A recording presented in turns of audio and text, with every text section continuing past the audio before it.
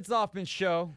We're on the Team 980. We're always live as well on the free Odyssey app. We're streaming live on YouTube too at the Team 980. Miley sings us into a Vibe Check Tuesday. I feel like the vibes are pretty good, Anthony. They are indeed. How could they not be after last night with Ovi? I would say doing Ovi things, but that's his first career playoff goal.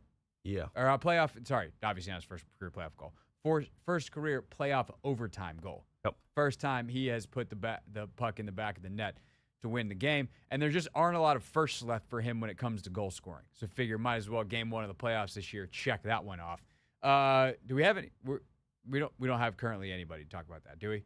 We do not. Press conference? Okay. We are efforting someone to talk more about that. But our main story today is going to be the Commanders 2 days away from the 2025 NFL Draft. And again, I've said this before, but I will reiterate it because I think it is worth saying on a day like today. This is not me saying the NFL Draft is more important than Caps hockey and them making a playoff run. And I wish I had more time in a day to have more time during the year to watch more stuff. I am someone who's made my career in football and basketball. And if you are tuning in today to hear me talk Caps hockey, my question to you would simply be, what is it possibly that you care about? If you care about that sport so much and that team so much, what could I possibly teach you? It was really fun to watch last night. I did watch, especially, hilariously, I watched the first two periods and then flipped on some of the playoff basketball. And then all of a sudden it was like, oh, I guess I got to tune back. And then bang, bang, Ovi finishes it, crash in the net. Excellent work out of him. But I don't have a whole lot to add.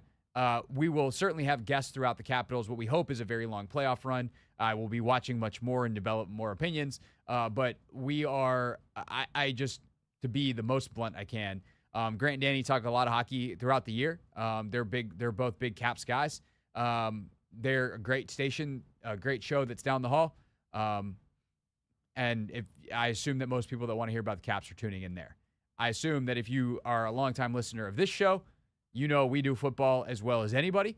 My goal is to do it better than everybody, but that's not to disparage any of my colleagues who do a great job. But we're striving for that every single day, as well as the other sports that I think we do at a really high level.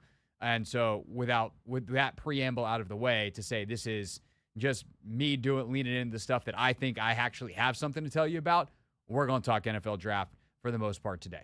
So, Anthony, did I do that gracefully enough without sounding like I almost just said multiple things that I didn't think that I don't think I'm allowed to say on the radio, without sounding like a prick? You did good. Okay, thanks. And if I didn't, it's Anthony's fault. Okay, so NFL Draft, and Adam Peters just held his pre-draft press conference. We will have our friend Mitch Tishler on the show. It's a Tishler Tuesday. We're bringing it back. Mitch will join us coming up in a little bit. But Adam Peters spoke today, and we'll let you hear what he said starting here in a couple minutes. But I just think on a big picture, Anthony, the thing that stood out to me is I feel like Adam is, one, he's more comfortable than he's ever been. His answers were more verbose. His demeanor was more relaxed. He's cracking jokes.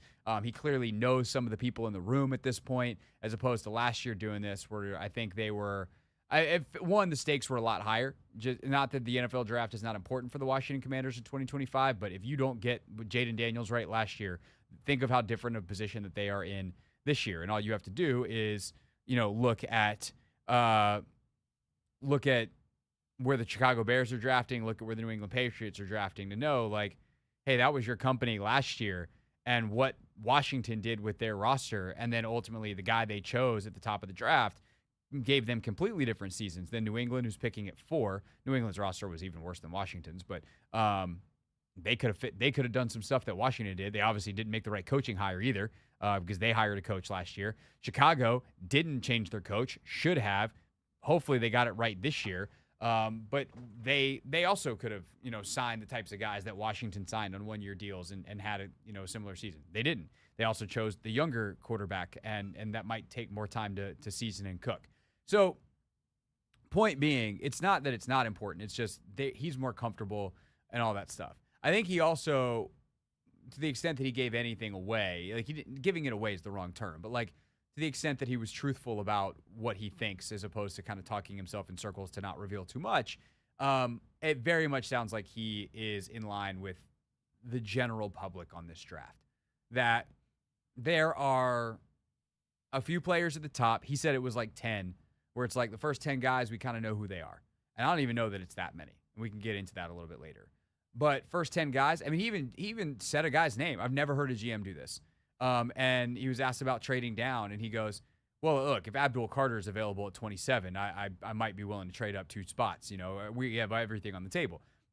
He knows Abdul Carter is not going to be available at 27. He also knows there's no downside to him to saying that. What does it matter if we now know that Abdul Carter is probably the number 1 player on Adam Peters' board? Not a damn thing. They are not in the mix for Abdul Carter any more than, I don't know, Anthony. If you could marry anyone in the world, there's anybody. Pick anybody tomorrow. That person, you're probably not in the mix. Plus, there'd be a lot of logistics. We can't plan a wedding in a day. Nah. I'd be willing to help you out, but we're not going to do that. The Commanders are not in the mix for Abdul Carter. And he just flat out was like, yeah, but if Carter fell to 427, I'd probably make a few phone calls. It's like, okay, we got it. So I think that what is interesting that he didn't say, that he would never say, that it would be very silly for him to say is like, okay, well, within the context of players, if you say it's 10, 11 through 50, what order do you have those guys in? And that's the thing that I have a hard time like trying to figure out with this particular draft class, having seen Peters only go through this one time as a general manager.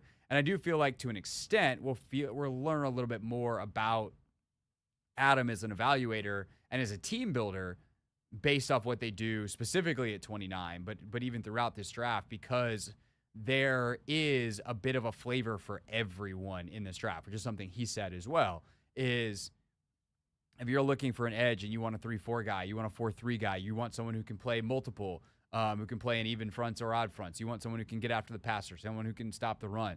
Like, that guy exists. It's just what strengths do you want and what weaknesses will you be willing to tolerate? And that is really where the magic is made. That is where the secret sauce is, and he's not going to give that out. But the fact he doesn't, sometimes you hear a GM. Will Dawkins, to an extent, did this last year. He's like, oh, everyone says it's a bad draft. I don't think it's a bad draft. And he wound up with 4 dudes from the first round from it, and everyone looks at those 4 dudes as solid building blocks for the Washington Wizards moving forward. It seems like Adam Peters is very much in lockstep with draft media and any other GM that's been talking about the general nature of this class. So let's hear more from Peters next. A little more specific and some of the other things that he had to say about where the Commanders are, some positions they will or won't attack. You'll hear from Adam Peters before we take some calls from you on a Vibe Check Tuesday at 4:30 here on the Team 9.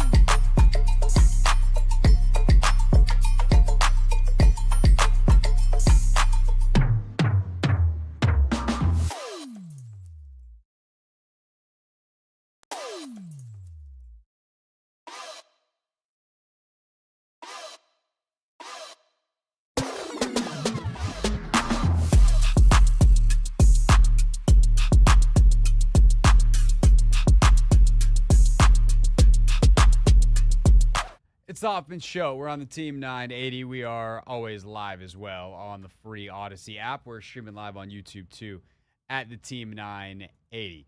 4:30.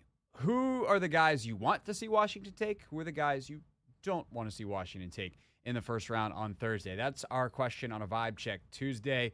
The do's and don'ts for Adam Peters. But first, let's hear from Adam Peters. He was asked a number of questions today. Let's see. 26 questions in a presser. That's a prolific press conference right there. AP was asked about the process that he goes through. This to me is one of the most interesting things about this particular class, specifically with where Washington is at 29. There are multiple players in the edge class that have character concerns of some kind. For Mike Green, it's off-field. It's very, very serious accusations. For James Pierce, it's somewhere between immaturity and, like, you're not a very dedicated professional football player. And both of those have separate sets of concern. And there are other guys in this class where there are concerns as well. And there's guys on the other end of the spectrum, too. Tyler Booker seems to have unimpeachable character. Scouts, his coaches, they love that dude. But there's questions about him as a player.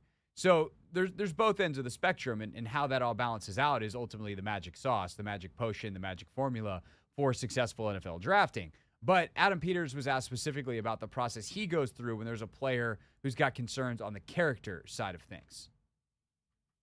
Yeah, that's a great question. Excuse me. And it really starts with the scouts, and that's where, like, all the hours that they put in and all the information, all the people they talk to at the schools and the players' hometown and everywhere else, they dig up anything they can to find out what makes each of these guys tick. And so you say a character concern, and we drafted a guy in San Francisco who had character concerns, and he turned out to be one of the best players at his position, one of the best teammates I've ever seen, one of the best locker room guys, and just an outstanding human being. So you got to be careful where you get that information and who's giving you that information, and know your sources and all of that. But each character concern is really case by case, and you really figure out what the incident, if it's an incident, what it was, why that happened. Find out all the information from them, from everybody you can, in order to make the best decision for your team. So, and there's a wide spectrum of character concerns. From, you have off the field things, you have football character. There's not really character, but then like mental and learning that you look into. So all those different things play into it, but everything's case by case, and try to get as much information as you can. Adam Peters used that phrase a lot today. It's case by case, and that's because it is. It is ultimately to call it a formula is probably a little too specific, but it's ultimately an evaluation, right? That's the it here. An evaluation is a multifactorial exercise, and you're trying to weigh and balance a bunch of different factors for each guy. You're trying to factor in, what does my team need? You're trying to factor, what does my team have in terms of skill set, but also in terms of environment. You're trying to factor in, how does this guy, the mental learning part there that Adam says at the end is so critical. If I get this guy in, can I actually get what I need to out of him? Because you can know a guy's talented. And this is the hardest thing to do if you're a general manager or someone in Adam's position, the whatever your position is. Most teams it's GM, but the ultimate talent evaluator. If I know this guy's talented, will he work for us? And when the answer is no, because you know the way you teach, the way he learns are not compatible, or the talent is not the right fit for your scheme, and you're not going to change your scheme for one dude, especially if you're successful. Or, you're not going to make your coach, hey, coach, I'll just use basic example. We're a 3-4 team. We got to go to 4-3 because I love this 4-3 edge in the first round. Well, can he play standing up for us as a outside linebacker? No, he's a hand in the ground 4-3 edge. He'd be great for Dennis Allen in Chicago as the defensive coordinator. Big old honking dude. Sets a great edge, has pass rush juice, but not mobile, not dexterous enough to play as a 3-4 edge, or sorry, as a 3-4 outside linebacker, and too small to play as a 3-4 edge. And we wouldn't be using his skill set. You're not taking that guy. And you have to be able to just let it go. You might be able to say, that's the best 3-4 edge player I've ever seen. We play 4-3. We got to let him go. It just doesn't work for us. And man, that guy's a great pass protector. That guy's great as a gap scheme run guy. Well, we're an inside zone team. We're an outside zone team. He's not very good at that stuff. You got to let him go. And that's the hardest thing. And so understanding the complete package of the player is why, one, doing this as media people is so hard, because we don't have the time nor the resources to, especially those of us that do this job. Nevertheless, the guys like Todd McShay or Dane Brugler or whatever, those guys that do it year-round, they have a much, much better chance of doing it on a team-type level. But they still, I mean, I know Dane talks to guys, but it's different when you're a team versus, hey, I'm a media guy calling you. It's hard to get that full, complete picture. And then even then, a guy like Dane, who I think does, Daniel Jeremiah, like these guys do some of the scouting work. They really do talk to people and get a full picture of who the human is. They're not applying it to a scheme. So Dane Brugler can be like that guy, talk to him, great kid, know everything about his family, know who he is as a football player. He's the number 10 player on my board. And you could be sitting there at 25 being like, oh my God, Dane Brugler's got this guy at 10. Doesn't fit your scheme, doesn't fit your system. Or maybe the things that you like about him as a player and as a person doesn't really fit with your locker room for whatever reason. Like these things happen, and you have to be able to say no in this process. In terms of actual positions that he is looking for, that's one of the things that gets sorted out on your big board. You have to understand, like, okay, if these three players grade out the same, we actually had this situation. I did a mock draft earlier today on my YouTube channel, and I had three players that shouldn't have been there, according to Logan Paulson's big board, available to us at 29 for the Commanders. And even though the way Logan had them stacked, the bottom player, or the three players were, oh my God, Malachi Starks, who's the middle guy? Malachi Starks, someone, and Matthew Golden. And I was like, even though Golden is the lowest player on our big board, positionally, he's probably the highest value, and I think we went in that direction. So how does Adam Peters build up that big board, and how does he think about putting together a list that all the work has been done prior to draft day, and ultimately it's a stick and pick. That guy's number one on our board. We know it. We're good. Or trade out, and that's the only decision you have to make when you're on the clock. Yeah, I think that's another really good question. There's guys that we know that aren't going to be there, so it wouldn't be. If they were there, yeah, we'd take them, but we're fairly certain they're not going to be there. But there is a group of, I don't know. This draft is interesting just because very little certainty after the first 10 picks or so of who's going to go where and why and what's going to happen and all that. So we have to be ready for a lot of different guys to fall to us or to not fall to us. And so we have done that, where we've done an exercise where we just ranked this group of guys, however many it is. It could be 10, it could be 5, it could be 20 of, okay, will they be there? All right, and if these guys are there, should we stay and pick, or should we trade down? Should we trade up to go get one? So really challenged ourselves to do that before we fell on the clock. That way we'd be able to make a decision pretty quickly. And that's the key, right? Once you're on the clock, the decisions should be made already. It's just a matter of, do we have a trade offer that we like better than the player that we want to pick? Could that player be a wide receiver? They've already spent resources there. One, they're probably going to pay Terry McLaurin more money this offseason, so there's an extension coming there. Two, they already used a 5th-round pick on Deebo Samuel. So what happens if a receiver's at the top of your board at 29? Yeah, I think really every team every year is a little bit different, right? And so it would really just what's the best player that's going to help us now and in the future, and because that room's going to change next year, just like every other room in our building is going to change each year. It's going to evolve. So if the best player we think is a player that's going to help us more than any other position, then we won't hesitate to take that.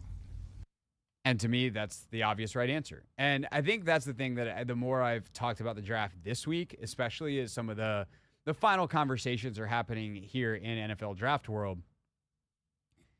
it's important to remind everybody that this is not a draft for 2025.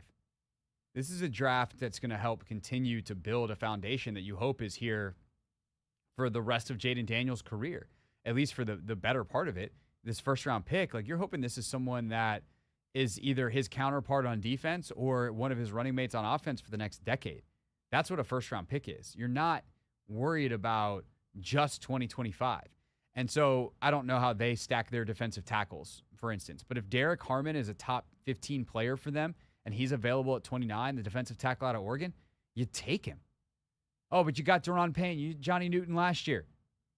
Great. Newton and Harmon, you guys are the new pairing. If they think that fits together, if he's that much better than everyone else. Outside of quarterback, there is not a position in this draft that I couldn't tell you there was someone who I wouldn't take at 29. I paused there because I wanted to think about it. But there genuinely is every single position I could think of someone. One takes a small caveat. And I'll just tell you, rather than making someone call in and ask. Center, technically, no one there. But if you told me Gray Zabel falls to 29, who can play all 5 offensive line positions, and he's a guard for 3 years, and then when Tyler Biotish retires or is no longer here, Gray Zabel takes over, fine. There, I did center. Literally every position. There's tight ends that could fall. There's running backs that could fall. There's receivers, linemen, corners, safeties, linebackers. Linebackers probably the other hardest one, but that has more to do with the players than it does the position. Obviously, if you can get a stud that can understudy Bobby Wagner for a year or two and then take over, that would be amazing. And then obviously on the defensive line. Punter, kicker, long snapper. Okay, fine. You got me there on the specialists. But other than the specialists and quarterback, I think everything's on the table at 29. Which begs the question, specifically, player-wise, who do you want to see them take at 29? And then is there anybody that you're like, that guy's a no from me, dog? Who do you not want to see them take at 29? We're taking your vibes just 2 days from draft day on a Vibe Check Tuesday. Next, the phone number, if you would like to call, 301-230-0980. 301-230-0980. Your calls next on The Hoffman Show.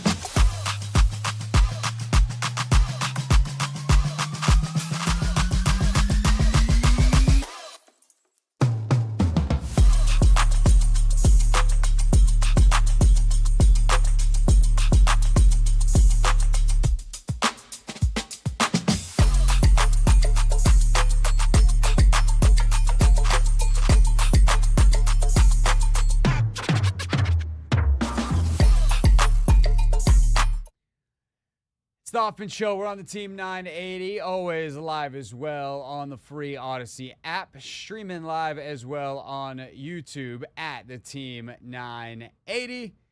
And we're talking NFL draft with you. We still nothing, no word for 5 o'clock, Anthony? No. Have you texted? I'm gonna text him right now. Okay. Yeah, you should do that. Thanks, Anthony. Good work. We probably should have done that a while ago. That's my bad. I'm gonna say it's my bad at least. Anyway, we're gonna keep doing the radio show now. Back to you. 301-230-0980. That is the phone number for you to call with the guys that you want to see taken by Washington and maybe some guys that you don't want to see taken. There's a guy that you've seen mocked and you're like, no, please do not do that. 301-230-0980 is the number. Also able to field your questions. I've been told Rob has a question. We're going to start with Rob. Rob, thanks for calling. You are on the Hoffman Show.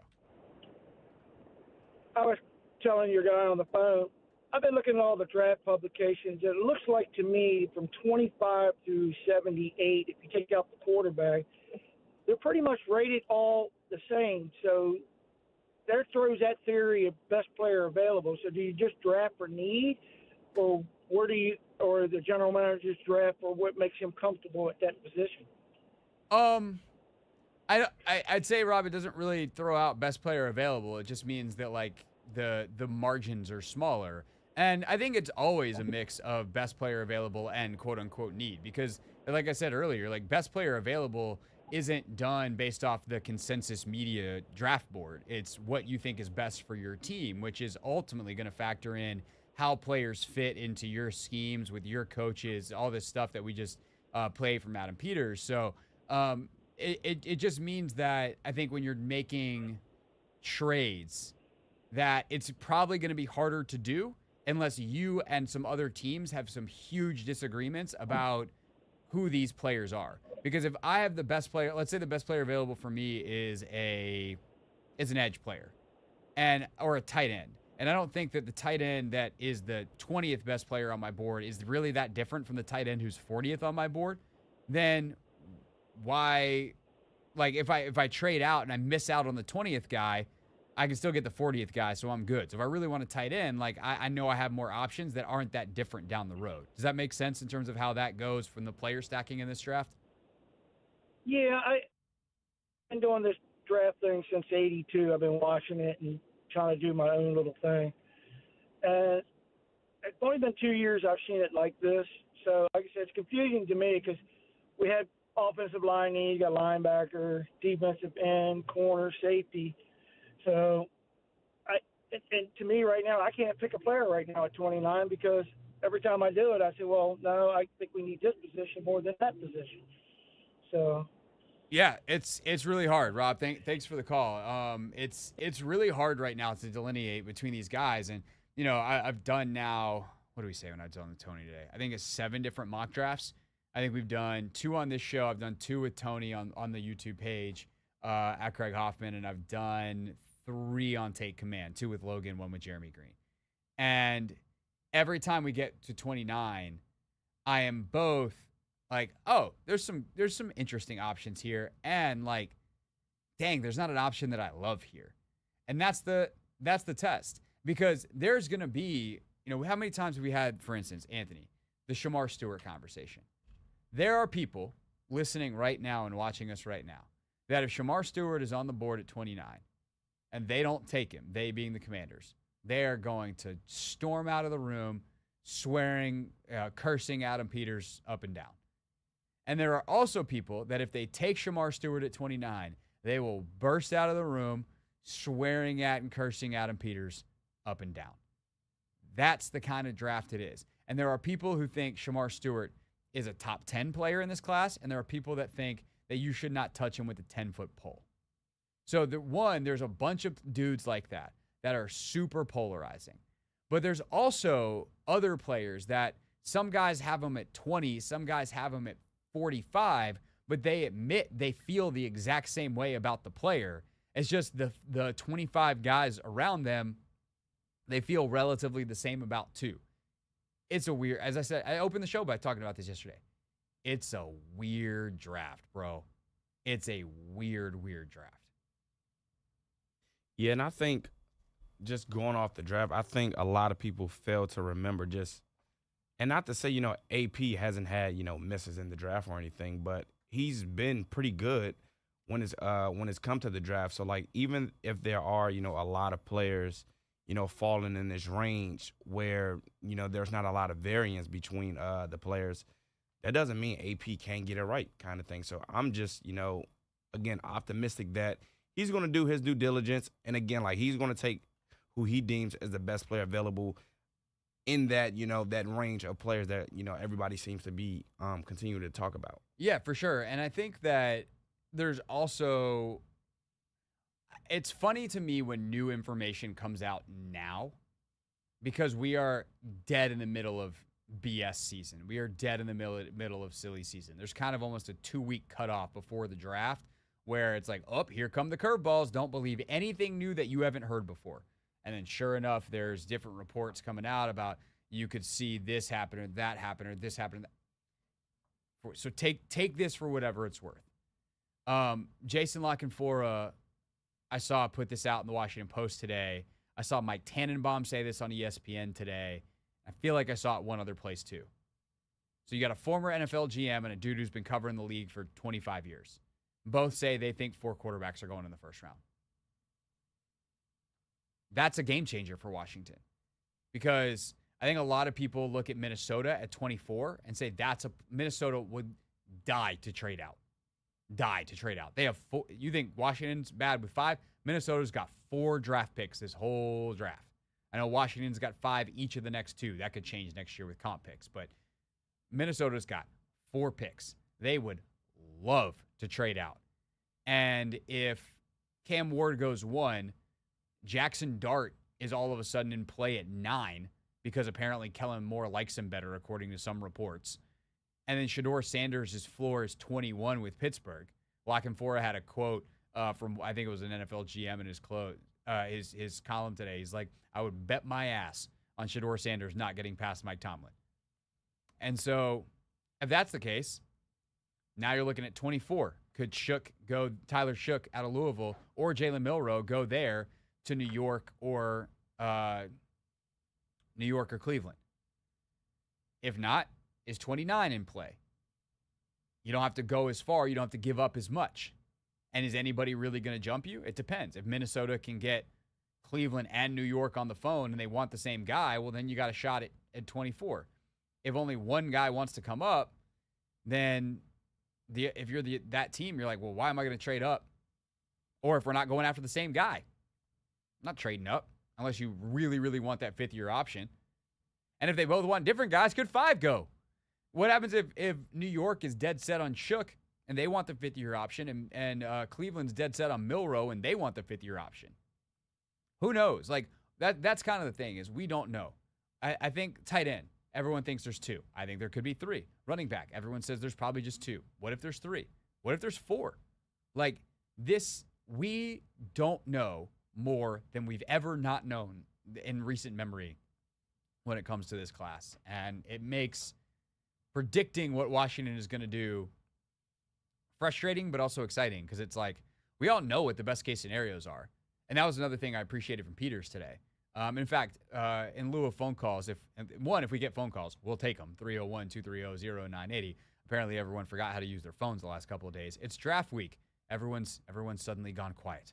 But 301-230-0980. Hear more from Adam Peters, and he talked about this as well, the machinations of trade that could happen this week.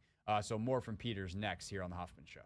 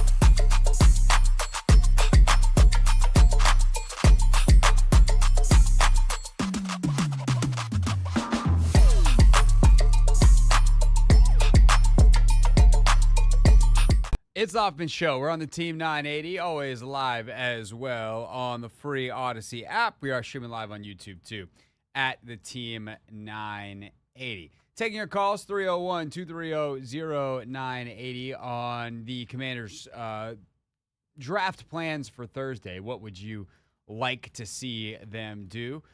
We can continue on the phones now, and then maybe let you hear a little bit more from Adam Peters. But first to you at 301-230-0980. 301-230-0980 is the phone number. Let's go to Aveen in D.C. Aveen, thanks for calling. You are on the Hoffman Show.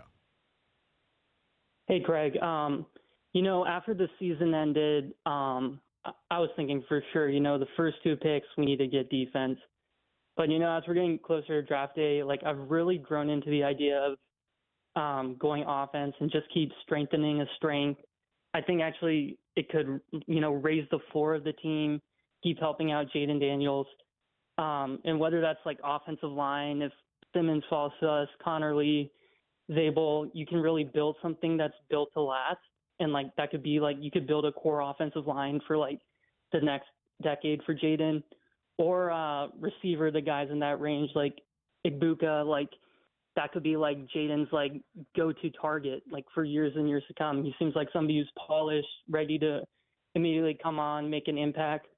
And I also really like the idea of Burden because he's really explosive. We need more explosiveness on offense. And to me, I don't know what you think, but he seems like a perfect fit because with our offense, we run a lot of quick game, a lot of screens. And for him, you just need to get the ball in his hands. And then I just keep on hearing about, we're definitely going to take a running back and all that. And I'm still feeling more receiver over running back because, I don't know, Brian Robinson, to me, he looked awesome the first half of the year. He looked explosive. He was breaking tackles, he looked good to me. And I'm wondering if we get somebody in the second round, third round, fourth round, whatever, are they going to be an improvement over him and Eckler? Eckler was really important to us too. He had a bunch of clutch plays in the playoffs for us. He still seems like he's going to be here next year. So are you going to be taking away time from those guys if you go running back? And, receiver, even in the second round, you can get a field stretcher, Boyles or somebody like that, Higgins, somebody Jaden can throw deep to. So I'm just feeling receiver over running back for offense. So I know what you think. Yeah, I mean, I'm going to let you do the old hang up and listen bit, but I appreciate the call. I think there's a couple of really good things to respond to. First one, the idea of Luther Burden is good. The actuality of Luther Burden, I'm not on board with and think there's 0% chance he winds up in Washington. I should probably say 1% just in case, but I think that there is the way he goes about his business is not the way they go about their business, is the way I'll put that. I think there's real questions about him from a skill set standpoint as well. You're not that dynamic and explosive with the ball in your hands and not a top 20 pick if there's not other questions about your route running, your consistency. And I know the quarterback play was bad in 2024 for them, and it was better in 2023, and he was better in 2023. But the inconsistency of him as a route runner, the fact that you kind of almost have to manufacture touches for him, not a great separator for as great as the short area quickness is. And maybe he gets with an NFL wide receivers coach and somebody coaches him up and it gets better, but I don't know how coachable he is. I don't know. He had a bunch of personal fouls this year for kind of being annoying. And so, again, I got to find a better way to say the thing that I want to say because I can't say the words I want to say on the radio. But not the best way of channeling his competitive spirit. And I don't know. He's certainly not going to get the Commander's tag. I'll put it that way. And thus, he's not going to be their guy at 29. I think Igbuka, ultimate Commander's tag guy, plays his face off, super competitive, great off the field, great teammate, all that kind of stuff. I just don't know if he has the burst that it's worth taking at 29. That's the question with him, but I would bet on Emeka Igbuka. And he's a guy that knows how to be a complementary piece. If he's next to Terry McLaurin for the next half decade, he knows how to do that. He's always been next to a superstar. Hilariously, that player at Ohio State before Emeka Igbuka was Terry McLaurin. So it would be kind of funny that if those two guys wound up being teammates. The running back thing, are you going to find someone who's an upgrade on B-Rob this year? Maybe. There's definitely guys in this draft that could be. But all three of their main running backs, McNichols, Eckler, and B-Rob, are on one-year contracts. So if you can get someone in now that can make the team and probably knock McNichols out, or at least knock him down to a running back 4 and special teams guy and a depth piece, then you've got someone who knows the system next year, and you're not having to completely start over. And I think realistically, with Eckler's concussion history and the fact that he's just a running back on the wrong side of 30 at this point, or getting near to 30, you don't really long-term plan for him to be here. Like, you can't plan on Austin Eckler's production that he had last year for multiple years to come, because there's very little historical precedent for that. And I hate that for Austin, because, man, it happens fast in the NFL, but that's just a reality that I don't think they're going to pay B-Rob in the offseason, because it's too easy to replace running backs. And Eckler, you're not planning on for the long term. So I do get the idea that they want to take a running back, and I think they probably should if one of the best guys on their board is that. But I'm also on board at receiver, even though if they had to roll into the training camp with the receivers they got, if they can get one of Michael Gallup, Noah Brown, etc. to pop, I think they're okay at that position.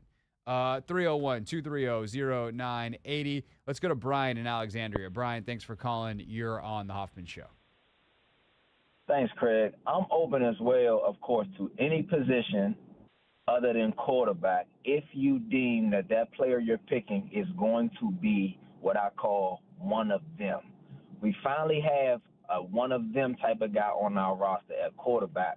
But to me, we still don't have enough on either side of the ball, even with the addition of Tunsu, even with the addition of Debo. I think when you're talking about competing against teams in our league, especially that team up north that won the championship, you have to get demons, dogs, whatever you want to call them. And I don't care if it's a center.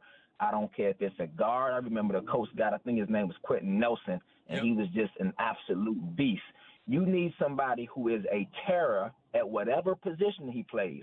And 1 through 11, well, outside of quarterback, running back, tight end, tackle, guard, receiver, you want somebody who defensive coordinators have to stay up late to plan against.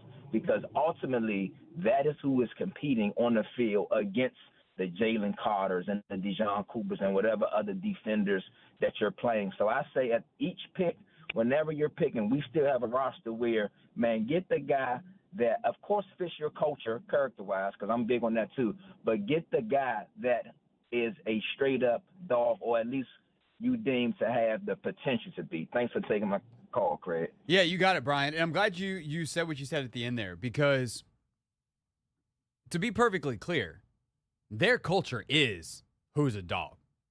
Like, I can flip on the tape, and I won't have a full scouting report in 10 plays. That's for sure. But I can tell you within 10 plays of watching any prospect if they have the dog mentality that Adam Peters is looking for. There's a way, and would get the commander's tag based off that. Or really, it takes more than that to earn the commander's tag. I can tell you who won't have it. Give me 10 plays. Not a highlight tape. Show me 10 random plays. Or 10 plays to start a game. Any week of the season. I'll tell you who's getting that commander tag. Watch Johnny Newton play football. Watch Mike Sainers still play football. I know he didn't pan out last year, and this is why it's not an infallible thing, but watch Ben Sinnott play at Kansas State. These dudes scream around the field. They play their you-know-what's off. When we talk about culture and character, sometimes it becomes this very kumbaya type of thing. And that stuff's important, right? Connectedness, teamwork, the ability to raise others. Can you get more out of the guy next to you because of the way you are all the time on the practice field, on the sideline, in the locker room, in the meeting room, getting together, having dinner as a group, as a team, as a couple of random guys from the roster that have no positional time, whatever. As a draft class. That stuff matters, and they want that stuff. But you're not going to be everybody's best friend and play soft football and be on the Washington Commanders. So just to be really clear, that stuff matters too. And that's why, Emeka Egbuka is a great example of this. Again, do I think Egbuka's ceiling is superstar Pro Bowl receiver? Probably not. There's a world it happens, because I think he compares okay to a guy like Cooper Kupp, who led the NFL in receiving and had a triple crown season in 2021. So, like, depending on the usage package, if he goes to LA, watch out. Who knows what he could be. But stylistically, that dude, A-plus character, I let him marry my daughter. Like, that kind of guy. On the field, he will wreck your life. That's the combo you want. I was talking to a scout the other day about something, and we were talking about a guy, and he just goes, that guy's a mother. You know what goes in the second part of that. There's no higher compliment you can get from a scout in sports, in any sport, than that guy's a mamma jamma. And Emeka Egbuka might be a guy who gets the scouting badge of honor. On the field, that dude is a mamma jamma. And that you got to have that to get the Commander's tag as well. All right, when we get back here on the Hoffman Show, we're going to flip gears real quick, talk a little bit of hockey before Mitch Tishler joins us at 5:30 to get back to the Commanders in the draft. You'll hear more from Adam Peters in our Pick 6 at 6. We're going to bring that back today because there is plenty to talk about. But, ladies and gentlemen, boys and girls, we have searched far and wide for the finest hockey talk we could find. And we didn't really have to go far nor wide. We looked out the window and said, hey, Chris Russell, you were at the game last night. You want to come back in here? Rooster talking hockey next on the Hoffman Show.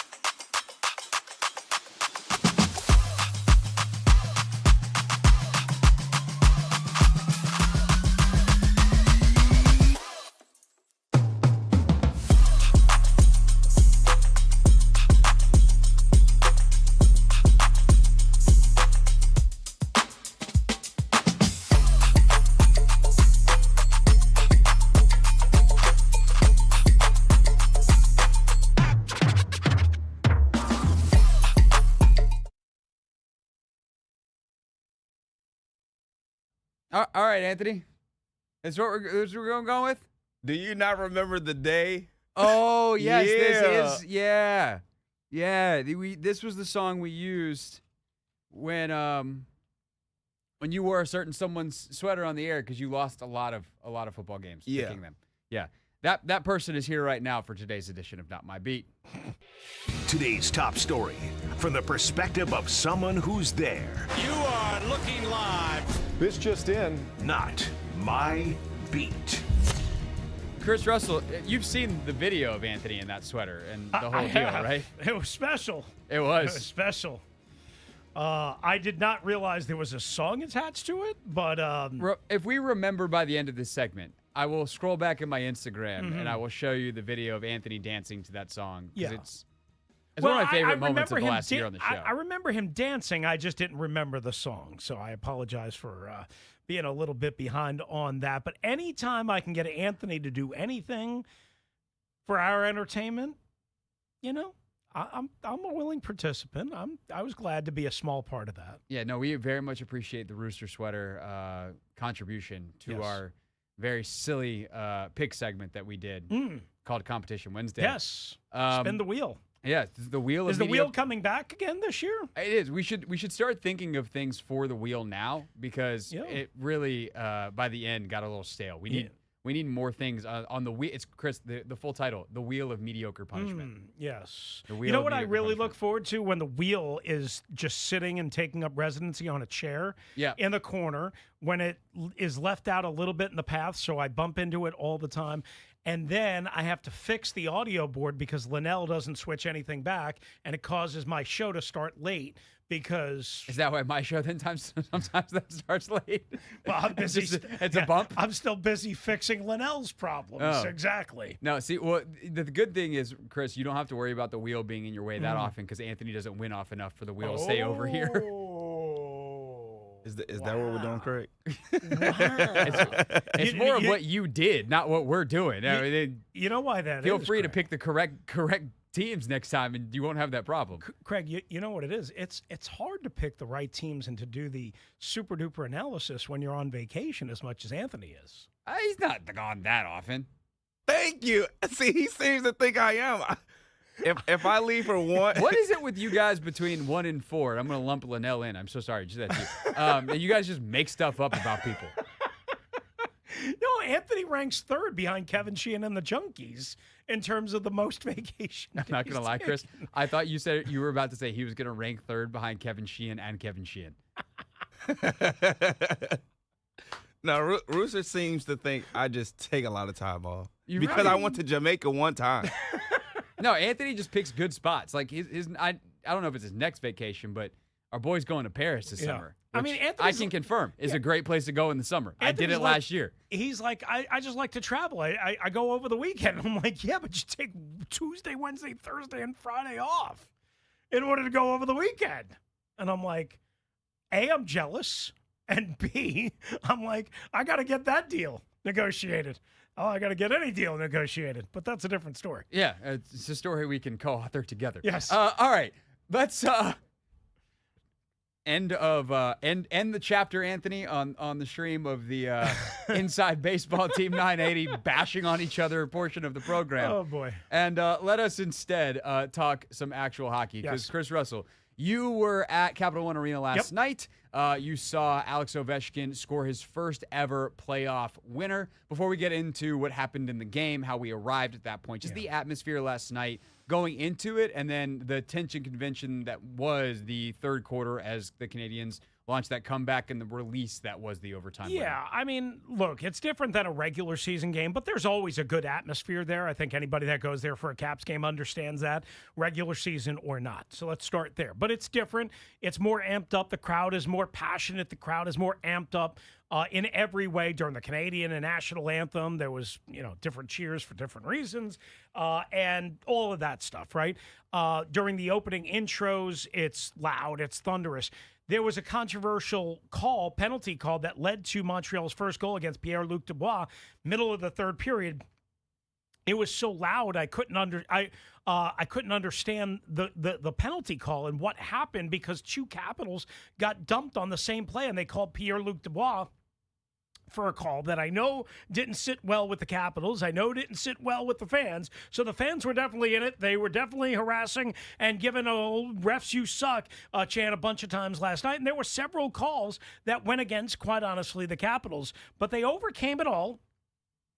I would say, to me, the most concerning thing, Craig, for a second time in 3 home games, they blew a 2-goal third-period lead. It's one thing to give up the game-tying goal if you only have a 1-goal lead. That happens. That's sports. A 2-goal lead, when they've been so good during the regular season in the third period, both offensively and in their own zone, for the most part, until the last couple of weeks. Again, 2 times in the last 3 home games, once against Carolina in the regular season, once last night, they've blown a 2-goal third-period lead. Even though they won, that is a major doubt, question mark, what have you, in my mind. So is the question mark, like, is there a through line there, right? What's the reason why they have done this? And is it something that is characteristic of their team and thus a continued concern moving forward? Yeah, not being able to clear the puck. I mean, if you look at that second goal, right, there was a wild flurry in front of the net in the high slot, and Montreal is just firing and blistering shots and attempts, and it's just chaos. And then Logan Thompson, who was making his return to the pipes last night for the first time in 3 weeks, shoots over to his right or his short side, anticipating a short side stuff opportunity, which I understand what he was getting at. The problem is he went over so fast and so hard, he almost knocked himself out of the play, and then he couldn't recover. So they couldn't recover the puck. They couldn't gain control of the puck and knock it out of harm's way. And then Logan Thompson maybe overplayed the shorthand or the short side stuff. On the first goal, I think it was more bad break. It was off of Matt Roy, right? These kind of things happen. It was after that Pierre-Luc Dubois penalty that I was just talking about that was controversial in nature, and nobody kind of understood what the hell they called, so they give it up on a power play. So I don't really kill him or them for that, and it took a bad break. The second one, you got to do better than that. And clearing the puck and getting the puck out of harm's way has been a consistent theme for this Capitals team, defensively and in goal, for the last 3.5 weeks to a month. So Chris Russell's with us talking Caps here on the team at 980. Of course, he'll have much more coverage and preview of Game 2 tomorrow on his show from 1 to 4. And if you want even more hockey talk today, well, good thing they podcast all of our shows. You can listen to the Chris Russell Show podcast anywhere you get yours. But Logan Thompson comes back last night and makes some incredible saves. Yeah. Looks spry, looks quick. Obviously, you mentioned the big mistake there to allow the game-tying goal. But overall, how'd you feel about his performance, and do you feel he has still even room to grow as he knocks off whatever rust is there from having missed the time he did towards the end of the season? Absolutely. So I don't think he was that rusty. I think he was less rusty than I was anticipating in terms of timing and all that stuff. That's why I would have gone with Charlie Lindgren, by the way, but obviously they have data and practice that I don't have access to. Of course. So, of course, they made the decision, and some of that, as Spencer Carberry said last night, post-game was their goaltending coach just felt he was really sharp in practice and really seeing the puck well. Okay, trust them. They know what they're doing much more than I. They made the correct decision ultimately. Do I think Logan Thompson was good last night? Yes. Outside of the one goal, the second goal, yes, absolutely. I thought he was really, really good short side and with his leg pad down. He made 4 or 5 saves, which, again, were hard, blistering shots along the ice surface, low, that could have easily gone in if he wasn't as sharp, again, especially short side, and also, by using his pad, and almost all the time it was his right leg, jutting out. So to me, I thought he was good. I thought what helped him was the first 3 shots on goal for Montreal were kind of the soft fire variety. They were almost kind of like, we'll flip the puck towards the goaltender. But it may sound crazy that, like, you think you need a big, crazy, wild, acrobatic save to get into the game. Sometimes you just need to feel the puck. Sometimes you just need to get your hands on it or get your stick on it or get your body on it just to feel like, okay, I can do this. It's like riding a bike again. I'm back. Yes, I've been doing it in practice, but there's a different flow and a different pace to the game. So I think that actually helped him. And then they survived, if I can speak in English, a little mini barrage midway through the first period. They took a penalty that did Washington, Taylor Radish, and Montreal had like 4 or 5 shots on goal and a couple of good ones. And he stopped them all, and he stopped them all with ease, and they had the 2-0 lead 50-plus minutes into the game, and then it kind of fell apart. Right. Falls apart. They give up the game-tying goals. Ultimately, though, they're able to quickly score and get off the ice in overtime. What kind of adjustments do you expect to see in Game 2, knowing they got away with whatever happened in the last 10 minutes? They were the better team for the first 50. So if you're Spencer Carberry and company, how are you approaching Game 2? I think finding a way to, it sounds so simple, finish off the opportunities that they got. If you look the first minute and a half of the game last night, and it would kind of come back to haunt them. Connor McMichael had 2 grade A chances. And not his fault. The goaltender made really nice saves. But it should have been 2-0, or at least 1-0. And maybe if they had that extra goal, then we're not talking about the extra overtime. We're talking about a 3-2 win or whatever. So they didn't bury opportunities that they got in the second period in addition to those opportunities that I just mentioned. So finding a way to finish plays, right? We talk about pass rushers and some of the pass rushers that we've both been talking about in the draft. Well, there's a difference between a dude who can finish and a dude who can get there and be in the neighborhood but can't really finish for whatever reason. There's a difference. So that's one adjustment. The other adjustment, that I would say is, to me, continue the hit parade that we saw in the first 8, 9, 10 minutes of the game last night, and they did out-hit them by, I think, 10 or 11 total hits.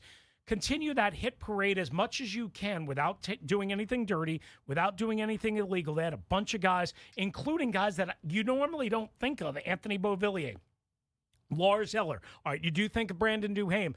Alex had a bunch of hits. Again, you do think of him. And it wasn't all Tom Wilson. It wasn't all the tough guys. It was some of the other guys. Nick Dowd had a big hit early in the game. It got them into a flow. And Spencer Carberry said, when I asked him this, he said it was the best first period they had played in months. So to me, how do you replicate that?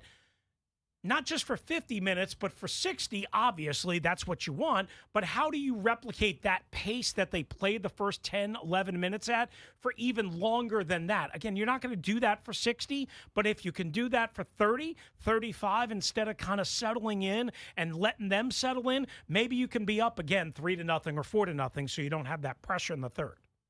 Last thing, how concerned are we with some of these injuries? There's obviously, I think, one dude got hit in the face, got some dental work. He's going to be good. But there's a couple other guys that didn't play yesterday or get hurt yesterday. How concerned are we with these injuries, the rest of the series, and then the rest of these playoffs? Yeah, so that was Alex Alexiev, who took a high it was not ruled a high stick because he was hunched over and because they ruled it a follow through. Right. I don't understand that rule. Stick to the face should be a penalty in my eyes, especially. I guess if you hit the puck first, it's fair game. That's the way the rule is. It doesn't make your face feel any better. I know, exactly. And it doesn't mean I have to like it. But they got bad news today, or unexpectedly bad news, I guess. Everybody knew Martin Farivari, who was out last night, was not going to be part of this series in all likelihood, and maybe even longer than that. Did not expect them to rule him out for the entire playoffs with an MCL surgery repair. So that's a pretty big blow. A guy who can contribute offensively. I think he had 25 points on the year, 5 goals, 20 assists, something like that, plus 17 on the year. He's responsible for the most part defensively, part of that third pair, matched up usually with Trevor Van Riemsdyk. Now it's Alex Alexiev, the kid who, again, needed the dental work. Now you hope, right? I think they can sort of overcome that against Montreal. Don't know if you can overcome that against Carolina, Toronto, Tampa, what have you. And here's the other thing, Craig. If they have another injury on the defense, that is a double blow, obviously. And then if they don't get Alexi Protas back in this series, which they hope to, or if he's not right, he hurts them, or his absences hurt them at 5-on-5 and on the penalty kill, because he's arguably their best player in both of those situations. So they really need him back, especially now with Farivari on the shelf. Chris Russell, the Chris Russell Show is 1 to 4 Eastern if you're a radio listener. If you work here, it's just kind of whenever you arrive. It's omnipresent. It's it's a good word, right? That's Anthony. That's a good SAT word from the old rooster over there. I mean, occasionally a blind squirrel finds a nut, or a blind rooster finds a nut. A blind rooster finding a nut. All right. Yeah. You learn something new every day. Yeah. Who knew there were blind roosters? I mean, maybe sometimes they can't see. Maybe it's dark. I don't know. Maybe it's That too would early in the explain morning. some of your takes. Well, listen, Craig. As I often say, my style, my personality, my show is not for everyone. I am. What's your hold on? But we have like 2 minutes. Yeah. What's your craziest NFL draft take?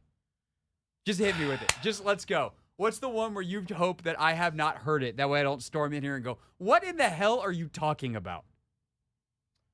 I don't really have a crazy draft take. Other than What other people think would be Okay. a crazy NFL draft take? Ugh. Obviously, you don't think it's All right. crazy. It's your take. I would, if Amarian Hampton is on the board, I would absolutely not hesitate to take a running back at 29. I don't think that's crazy. I don't think it's crazy either.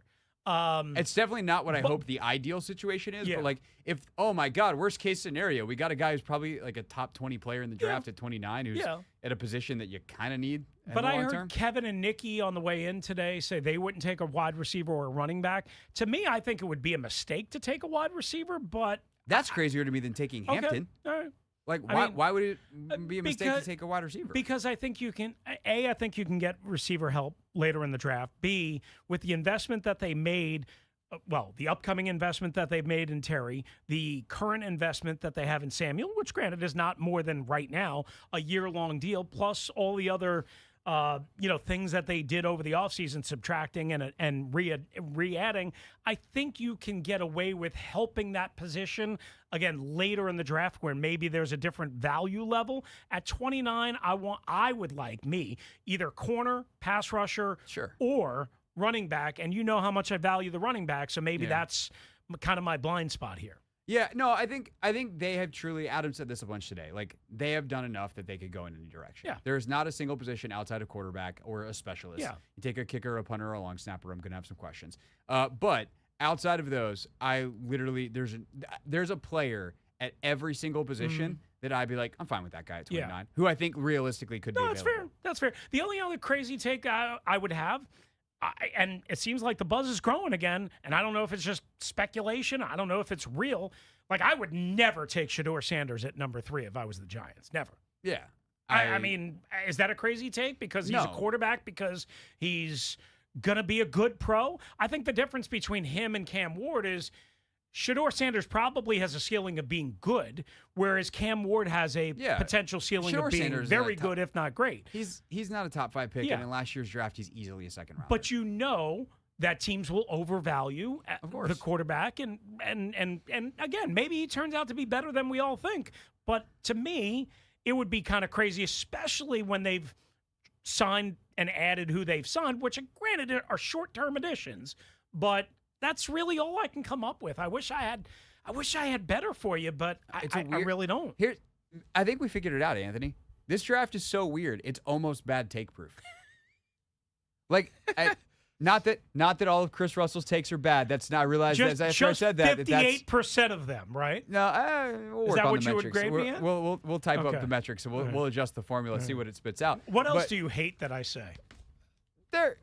There's been things over the years. I don't remember any of them specifically. Craig, you got mad at me one time when I was killing the analytics on ESPN.com predictor thing about the Celtics and the Heat. You got mad at me one time. You were like, you just don't understand analytics. No, you don't. You actually don't. Fundamentally, do not understand analytics, and it's like sometimes I find it genuinely hilarious when you rant about them because I'm like, you are ranting that the sky isn't green, and like, nope, what you're saying, nobody thinks what you're saying. So sometimes it is funny on that front. Other times, and sometimes I just laugh, and sometimes I'm like, this man is going to be the end of me. I say on Twitter, I'm often misunderstood by the non-thinker. Sometimes I really genuinely believe that I am very misunderstood by the non-thinker. They just don't understand what's in the mind of the rooster. Oh, I think that just made me the non-thinker. You know what? After some of the cracks that I've gotten off on you in the last 25 minutes, I think that's a fair way to end it. Chris Russell, everybody, my dear friend, who is on from 1 to 4 Eastern every single day on this fine radio station. Thank you, Craig. Thank you, Anthony. And again, if you want more of his Capitals takes, check out the Chris Russell Show podcast. When we get back, Mitch Tishler joins us here on the Hoffman Show.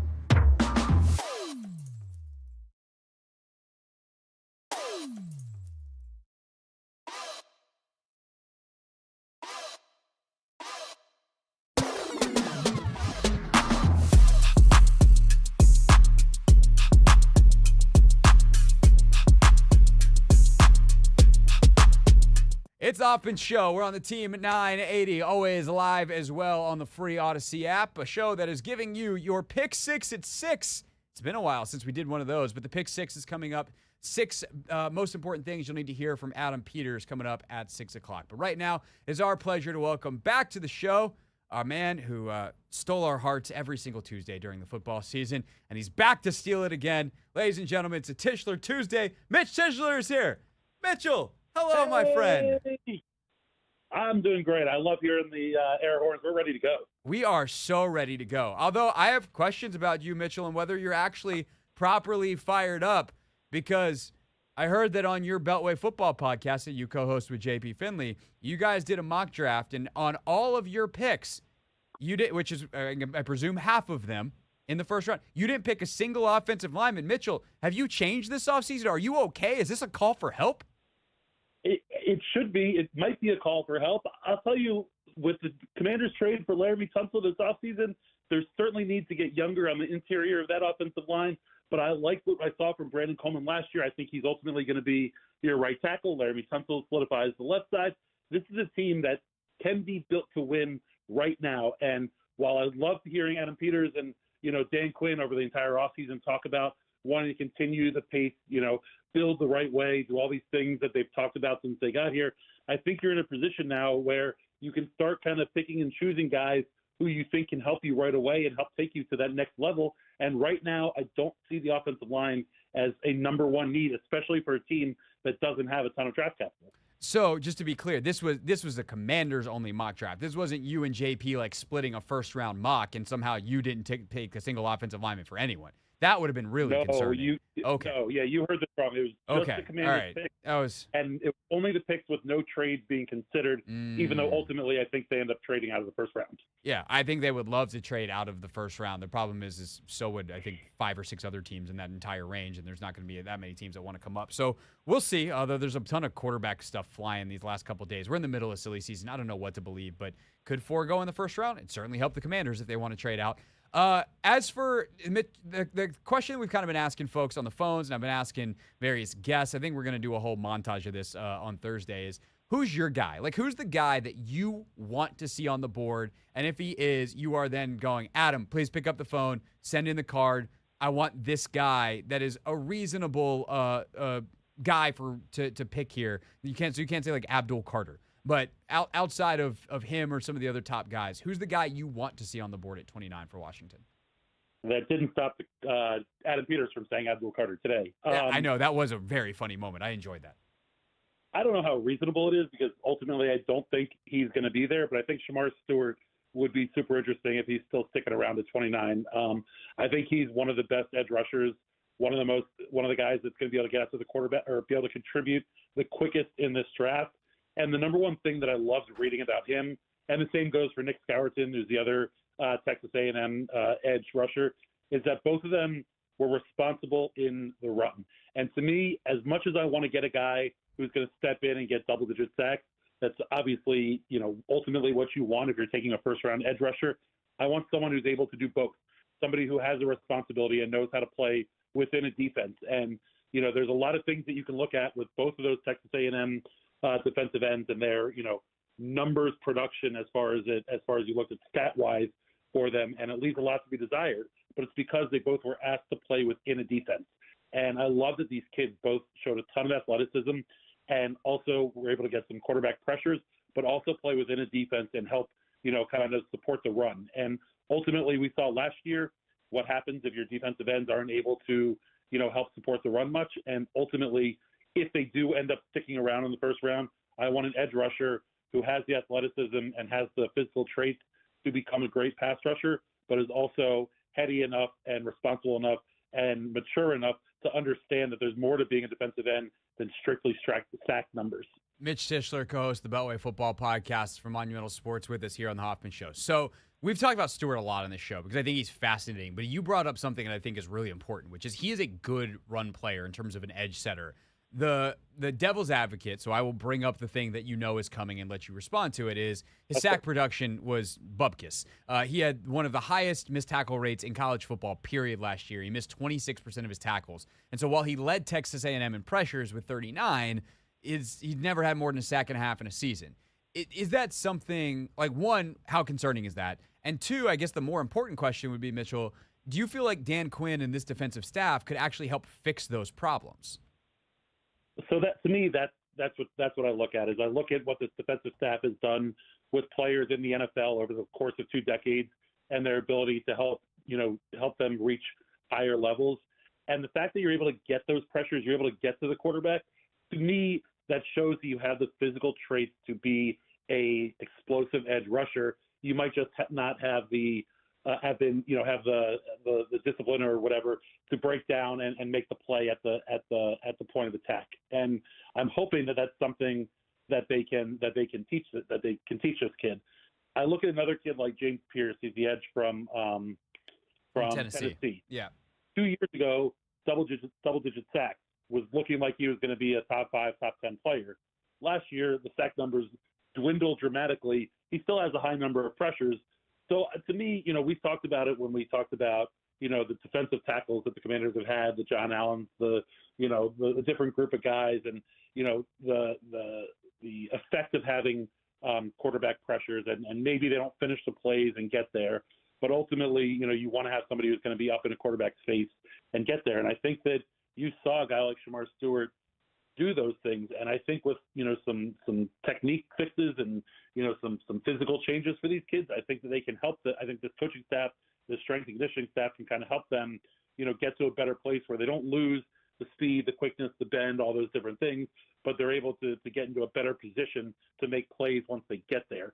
And ultimately, I think that's what you have to hope with kind of any of these defensive edge guys that are going to drop down to the end of the first round, is you're going to need all those guys are going to have, nits to pick, if you will. And you're going to have to find the ones that you think are, inherent to the player or ones that can be coached into them. And to me, for a guy like Shamar Stewart, he's able to get to the point where he can make a play. He just hasn't been able to get it done. To me, that's something that's coaching, that's teaching, that's technique, and that I think that this coaching staff can get into him.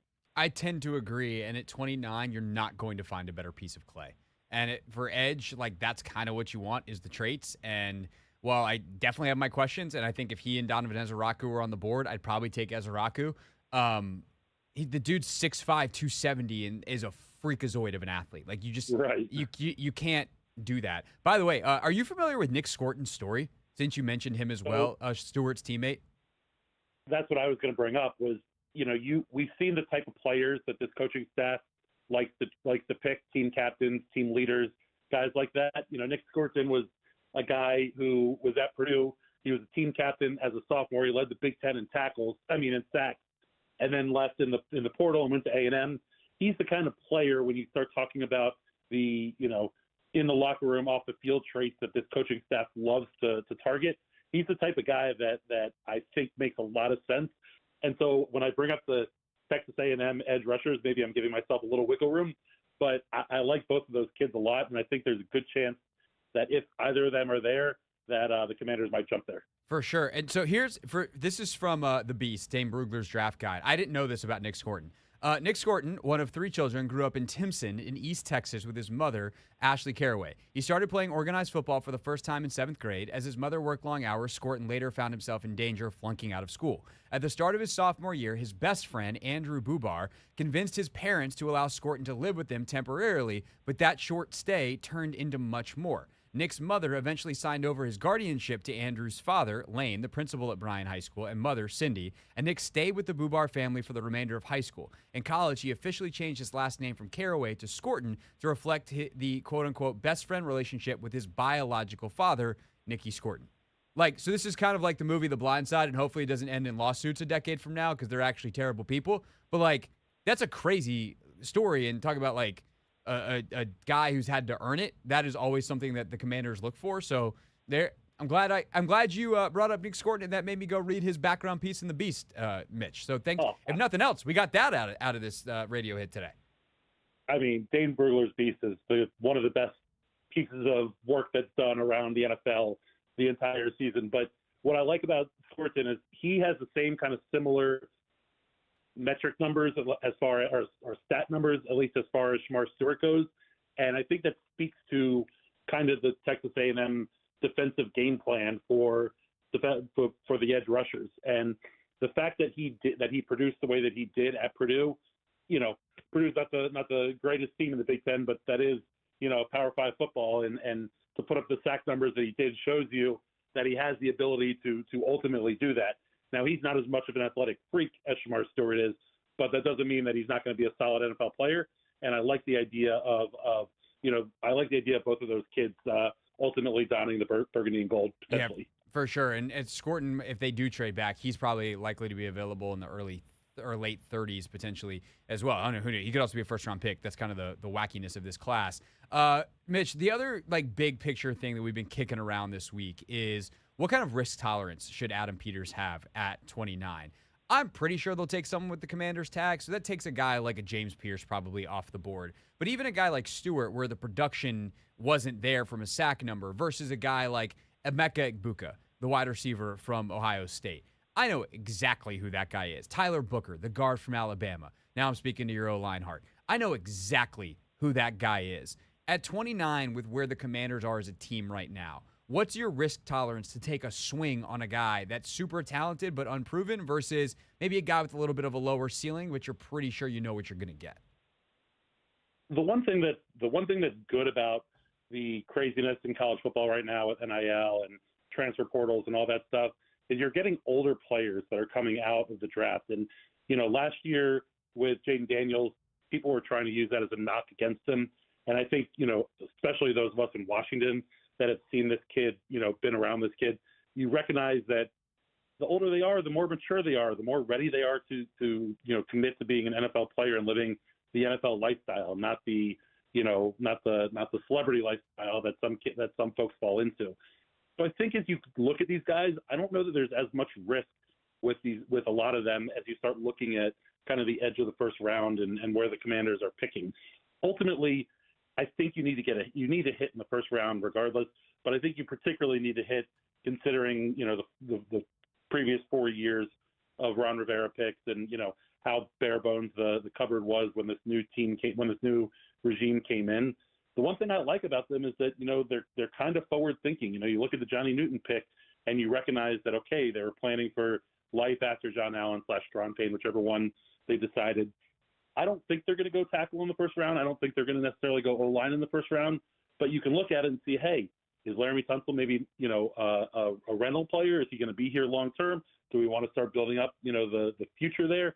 And the fact that these guys aren't as obsessed with finding the one missing piece that's going to put them over the edge, but building a franchise, building a team 1 to 53, and obviously even further down than that when you start looking at practice squads and stuff like that. I really like the approach that they take to it. And so as much as, I don't think that they're going to, go to a particular position, I think we have to have our eyes open that if they see a player that they think, has value at a particular spot, they're going to go out and get them. And I think the other side of the coin to that is a guy like Brandon Coleman, who when they picked in the second round last year, there was a run on tackles and it felt like, okay, the Commanders need a tackle. They got to go get one now. But they were confident that they liked Brandon Coleman. They thought that he was going to be able to be a contributor and have the confidence, I guess is the word, to stick to their board and go and get Mikey Fainer still in that spot, but trust that Brandon Coleman was going to drop to them in the third round. And, Coleman had an up and down year. I'm not saying that he's, a future All-Pro or anything like that, but he gave you enough last year that you can see that he can be a contributing NFL player, a contributing NFL starter on a team. And so as I look at the draft, I kind of like the way Adam Peters kind of has that, ebb and flow of going to get guys who can help them right away, but also understanding that you need to build this roster up because the depth on this roster just isn't there right now. So with that said, Mitch Tishler, co-host of the Beltway Football Podcast with us here on the Hoffman Show, is there any position outside of quarterback or a specialist? So I'm not trying to pull a quick one on kicker, punter, long snapper here. Outside of the specialist and quarterback, is there any position that you would be upset, miffed, question if they took in the first round? I think fans are going to hate this, but I just believe it's the evolution of the position. I would hate to see a running back go in the first round. I would love to see them take one on day 3, somebody who you think has some traits that can help you out. But to me, if you're not getting the top flight running backs, I think they're all kind of a dime a dozen. You look around the league outside of, the Derrick Henrys of the world and the Saquon Barkleys, obviously, I think they're all pretty interchangeable. And certainly Brian Robinson gave you there was a lot to be desired with B-Rob last year. But I do think the addition of Laramie Tunsil, and ultimately I think whatever happens with the combination on the right side with Wiley, Brandon Coleman, Trent Scott, whatever they kind of decide to do there, I do think this offensive line as a whole looks better. And ultimately I think that helps the running back position. And, I just don't want to spend top draft capital on positions that are, kind of easily filled with, you can get almost equal production from what you have already or from guys that much later in the draft. No, I agree with that outside of if Hampton falls. Like if obviously Genty's not falling, but if Hampton is there at 29, like that dude could be a game changer. He could be one of those top blue chip guys, which is why I've said I'm good with anything. But I think my anything at running back ends after those two guys, where I think there's a lot of other, whether it's fans or even draft analysts or maybe even GMs who would happily take Caleb Johnson or Travion Henderson or whatever. But the fact that none of them agree on who the third guy is, I think kind of proves our point, Mitch, that after the first two, I'll wait.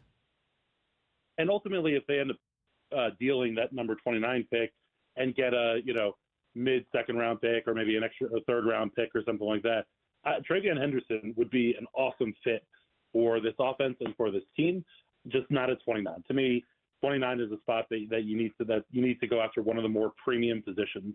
And I think as much as we've talked about edge, I think you also have to talk about corner there, because this team is putting a lot of faith at the moment in terms of the moves that they've made, in the fact that Marshawn Lattimore is going to be, the player that we thought he was going to be before he came to Washington, and not as much the player that we saw him to be in a couple of games here. But that corner depth is mighty narrow right now, and you have a couple guys who can help you out in the slot and maybe can play on the outside a little bit more. But if Marshawn Lattimore turns out to not be, the player that they think he is, then you're really, really short at corner. So I think there has to be a conversation about corner there. But to me, first round's got to, for the most part, has to be a premium position. Yeah, I tend to agree with that. Let's wrap there, because I heard you say that on the roundtable on John Keim's podcast. By the way, the comedy quality on that podcast, ooh, buddy, took me right back into the media room where no jokes are good. I love each and every single person that was on that show. Just to be clear, just the punchline comedy, Mitchell. That was a lot. Listen, I think folks see our interaction amongst the media corps on Twitter, on Instagram, on all the different social medias or whatever, and they get a feel for kind of how we all interact with each other. But it's a lot of fun when we do those kinds of podcasts and folks get to listen to it and see it. And, listen, there are a lot of real bad jokes, and John Keim is the king of dad jokes, so I love him for it. It's the best, but also the worst. Yeah, exactly. And let me tell you, Mitchell, they with the Zoom delay, they play really well in the room. Well, that was just John waiting for the laugh track. I'm surprised. Oh, is that what that was? Okay, I was listening, not watching. You know who absolutely loves this conversation if he's listening is John Keim. Anyway, I heard you on John's show make the point that you just referenced about Marshawn Lattimore, and it's kind of like, hey, they need someone to play with Mikey and Lattimore. And it's like, what if Lattimore's the guy that we saw last year? So how does that affect your thinking at 29? And is there anybody you've got circled that you think would be worth taking with that pick if they're available? Will Johnson, who's another Michigan corner. I don't know that he's going to be there then, but certainly he's another player that fits the prototype that Adam Peters and Dan Quinn have kind of put out there and are talking about. Wanting a guy with high football IQ, a guy who, is able to kind of go after the football, make plays on it.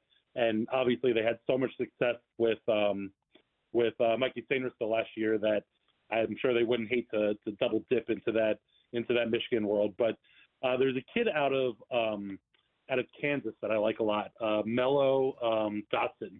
And I think he's a super interesting player. He's a little bit older, kind of very similar to what Mikey Sainristil was for Michigan for that Kansas football team. He was a team leader, and he's a guy who has, it's funny because for any other team or any other draft, I would bring up the fact that he has, he had a bunch of interceptions and he had a bunch of pick sixes and got the ball back. But after all the Emmanuel Forbes talk, I think that, might be a little PTSD for some folks. But he's a guy who uses his eyes really well.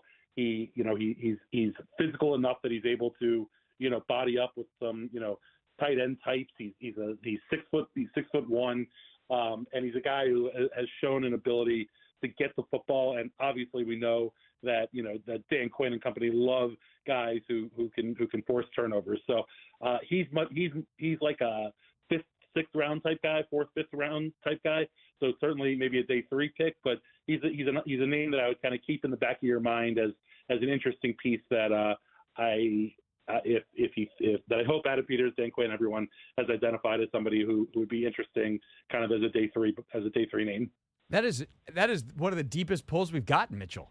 He's Dane's 32nd ranked corner, 7th round grade from Dane Brugler. But at that point, like you're day 3, who cares about not who cares about the grade, but everyone's grades are going to fluctuate dramatically. That's a good pull. I didn't think Dane has him that far down. I think the last couple of mocks I saw him, I had him 5th round or so, but I trust Dane a whole lot. So maybe he knows a little bit more than I do about it. But I like the kid. I like what he brings to the table, and just kind of reading through his story and his, what the coaches and folks around him had to say over at Kansas kind of got me a little intrigued. Yeah, it is definitely, like, I understand why he's a late round pick, but sometimes guys just have it in terms of the ball skills, the instincts and stuff. And so there you go. Mello Dotson, your late round sleeper from Mitch Tishler. Watch out.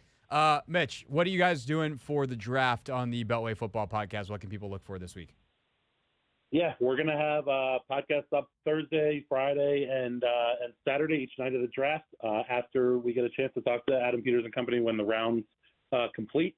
I personally or in person will be up in Montreal for the Caps Canadian series, so it's going to be a lot of fun juggling the two, but I can't wait for the draft to come, and I can't wait to see how this front office coaching staff fills out this roster. I personally would like to thank the NHL for making sure the Caps are on Wednesday, Friday this week and not on Thursday. That is very much appreciated. I know they did it for all of us. Mitchell, thank you so much, sir. Enjoy the draft and enjoy the Cap series. Absolutely. Go Caps. All right. Go Caps indeed. Mitchell Tishler, everybody, with us here on the Hoffman Show. Check out the Beltway Football Podcast wherever you get yours or on YouTube on the Monumental Sports page. When we get back here on the Team 980, you will hear more from Adam Peters. He spoke today, as did Lance Newmark, in their pre-draft press conference. Pick 6 at 6 is next.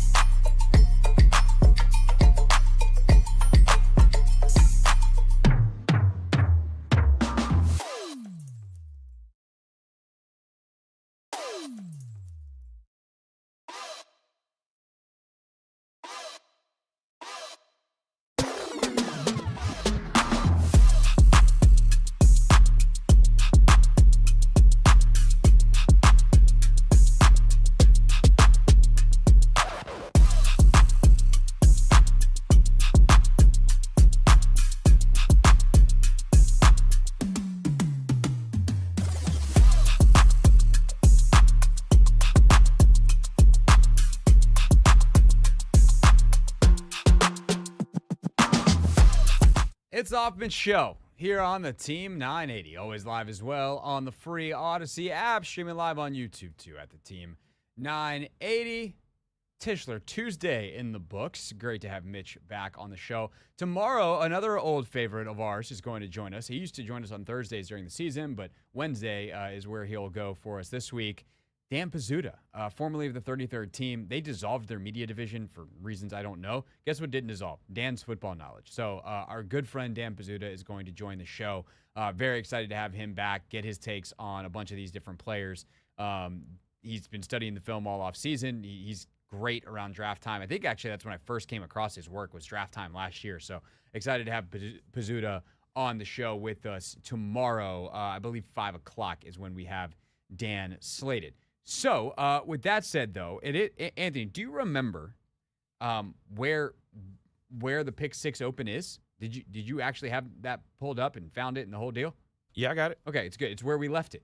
We haven't done this in a while. Ladies and gentlemen, boys and girls, it's time for the Pick 6. The 6 biggest Commander storylines. It is caught! Delivered at 6 o'clock sharp. It's the Pick 6 at 6. We set out to find a leader, someone who could take this franchise to the next level and build an elite team that consistently competes for championships. All right, here we go. It is time for the Pick 6 at 6. We take the most interesting things that Adam Peters and Lance Newmark said today at their press conference. And it starts, of course, with... Number 1. Yeah, that's how it works. Number 1. And we are about 50 hours at this point from the NFL draft. So much work has been done. For Adam Peters, what do the next 50 or so hours look like getting ready for Thursday night's first round? That's a great question. It's probably different for every team, and sometimes it's different every year. I think the next 48 hours, we're just really refining our board and just making sure we're challenging ourselves on different scenarios, different things that may come up. Really, you got two players right next to each other. Who would you take and why? And talking to the coaches and how would this player fit? Does he fit your vision? And so just the board's pretty much set. It's just like a little bit of tinkering here and there, and then you make some phone calls too. You make some phone calls like, okay, you want to come up? Do you want to come down? And just get an idea of what's going to be available for you. So you're not making all those decisions in real time in those 10 minutes that you have. So it's a fun couple of days. It's cool to have all the scouts here and really exciting. And that's the thing that I appreciate about teams that do this right. You are prepared for the draft. You do all the scouting work, but then are you prepared for actual draft night? You still don't have folders of information and guys arguing over players by the time you get to the actual time that you're on the clock, or the time that someone else is on the clock that you want to get there. Adam Peters joked about, we're prepared for everything. If Abdul Carter's there at 27, we might trade up. So the ability to be prepared, be ready, have had the arguments, know where your trade calls are, be ready to know who your point of contact is. Hey, we got a guy in our front office that knows a guy in that front office, so that's going to be the guy who makes the call, or I know the GM, or Lance knows the GM, or I know the assistant. Like, you know how you're going to attack what you want, and preparing for the draft versus trying to do any kind of final scouting evals. Like, you're probably not going to find some new player like, this guy, I haven't seen him on anyone else's board. Like, you're not doing that. You're preparing to make the most out of this weekend. And last year presented a pretty unique opportunity that Adam Peters was asked about, and would he do it again? Number 2. What happens if the Eagles call again? Last year, a lot of folks, I think fans got upset that they traded within the division, and obviously, look, the dude that Philly got in that deal is currently the best player in that trade. Cooper DeJean, which makes sense, by the way, because they traded up for him, but a guy that came on, changed their defense in the second half of the year, and helped them win the Super Bowl in a very literal and direct sense. So what happens if the Eagles call again, and this was the one team standing between you and the Super Bowl last year, and they're calling you because they think they can make their team better? Yeah, that's another really good question. You think about that, but I think it's like a lot of things, case by case. And what is the trade? Is it the best move for your team? And you can't do. I don't personally believe in being scared about trading with a team within your division. If you think the trade's a good value for you and you can get some good picks to help your team get better, then definitely consider it. Some cases it won't be. And so some cases you think, all right, maybe we don't want to do that for whatever reason, but I don't think that we'll ever shy away from that, taking those calls. And a lot of times you'll have a lot of picks on, or a lot of trades kind of lined up. And in that particular instance, the Eagles trade was by far the best trade in terms of value that we got. So we made that trade. And he would do it again, I'm sure, in a heartbeat, because, Ben Sinnott's got to play better in year 2 than he did in year 1 for that to look like a good trade 5 years from now. But they got Sainer still. They got more out of that trade as well. And, you're going to give up a player. It is what it is. But you got to make ultimately, what you're looking at is your own team and the ability to say, did we get as good as we possibly can in this draft? And if the answer involves trading back with the division rival, and you think the upgrade to your team is better than the upgrade they might make to their team, then you pull that trigger. Or if there's not another chance to make your team as good as possible. Because what happens if Cooper DeJean's a good player. Like, he's going to be really great with them. That sucks that we know that that's who they want. What happens if Cooper DeJean gets hurt? Oh, you passed up an opportunity to get better on your side of things. So you have to kind of act in your own interests and not totally ignore the other side of the trade, but that's why you ultimately trust your board and trust your rankings as a general manager. Speaking of your board, last thing before we take a quick break, come back with the back half of the Pick 6. Number 3. How does Adam Peters put together his big board, if you will? Yeah, I think that's another really good question. There's guys that we know that aren't going to be there, so it wouldn't be. If they were there, we'd take them, but we're fairly certain they're not going to be there. But there is a group of, I don't know. This draft is interesting just because very little certainty after the first 10 picks or so of who's going to go where and why and what's going to happen. and all that. So we have to be ready for a lot of different guys to fall to us or to not fall to us. And so we have done that, where we've done an exercise where we just ranked, this group of guys, however many it is. It could be 10, it could be 5, it could be 20 of, okay, will they be there?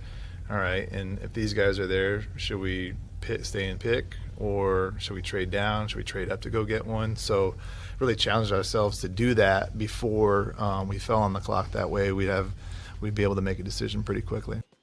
And again, these are decisions that are not just being made for 2025. It might seem a position like running back, and I know some people hate B-Rob or don't think B-Rob's any good, and so pretend he's good for a second if you're one of those people. But they've got if they go into the running back room this year with the guys they've got NFL running backs. They've got even quality NFL running backs. But they have none of them signed for the future. And so a position like running back or a position like defensive tackle, like they're okay at defensive tackle right now for sure. But you have to look beyond just this year and know that Daron Payne is probably in his final year in Washington. Like, these are the types of decisions that you're looking at when you rank those positions, you rank those players, you take them out of the horizontal tiers of this guy's got a second round grade, this guy's got this, and you actually say, all right, if these two players are the two left for us on the board, who we taking? You want to have those discussions ahead of time. That way you don't get pulled in a direction on a whim in the heat of the moment, and you've done your concerned or concentrated, thoughtful work ahead of time. When we get back, that concentrated, thoughtful work also includes looking at players who have on or off-field concerns. How does Adam Peters parse those out? You'll hear about that and more next in the back half of our Pick 6. But first, the latest from the world in women's sports, presented to you by Wawa. Chicken how you wanna at Wawa with customizable, roasted, or crispy chicken sandwiches.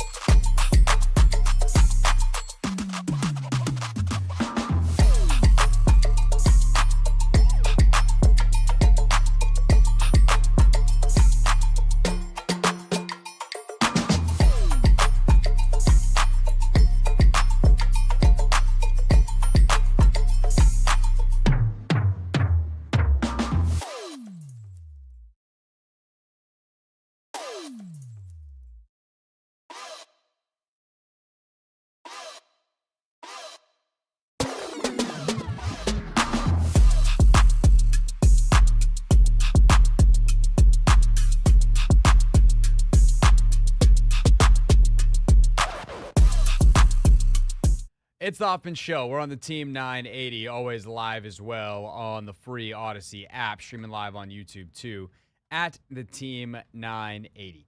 It's our pick 6 at 6. We hit the first 3 things that we wanted you to hear from Adam Peters. He answered 26 questions at his press conference today. So unfortunately, 20 things got left at the cutting room floor, but these we thought were the 6 most interesting and intriguing. Number 4.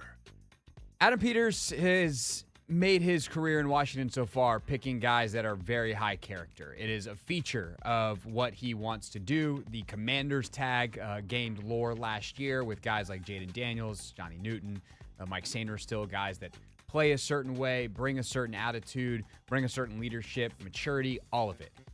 But we also know that there's a ton of talented guys that may have not had the best circumstances or may not even just be the best dudes. And sometimes if you can get them in the right environment, you do that, and you hope that your culture can bring the best out of them. So for Adam Peters going into year 2, how does he evaluate guys that have questions like that? Guys that would be considered or have some kind of flag for a character concern? Yeah, that's a great question. Excuse me. And it really starts with the scouts, and that's where like all the hours that they put in and all the information, all the people they talk to at the schools and the players' hometown and everywhere else, they dig up anything they can to find out what makes each of these guys tick. And so you say a character concern, and we drafted a guy in San Francisco who had character concerns, and he turned out to be one of the best players at his position, one of the best teammates I've ever seen, one of the best locker room guys, and just an outstanding human being. So you got to be careful where you get that information and who's giving you that information, and know your sources and all of that.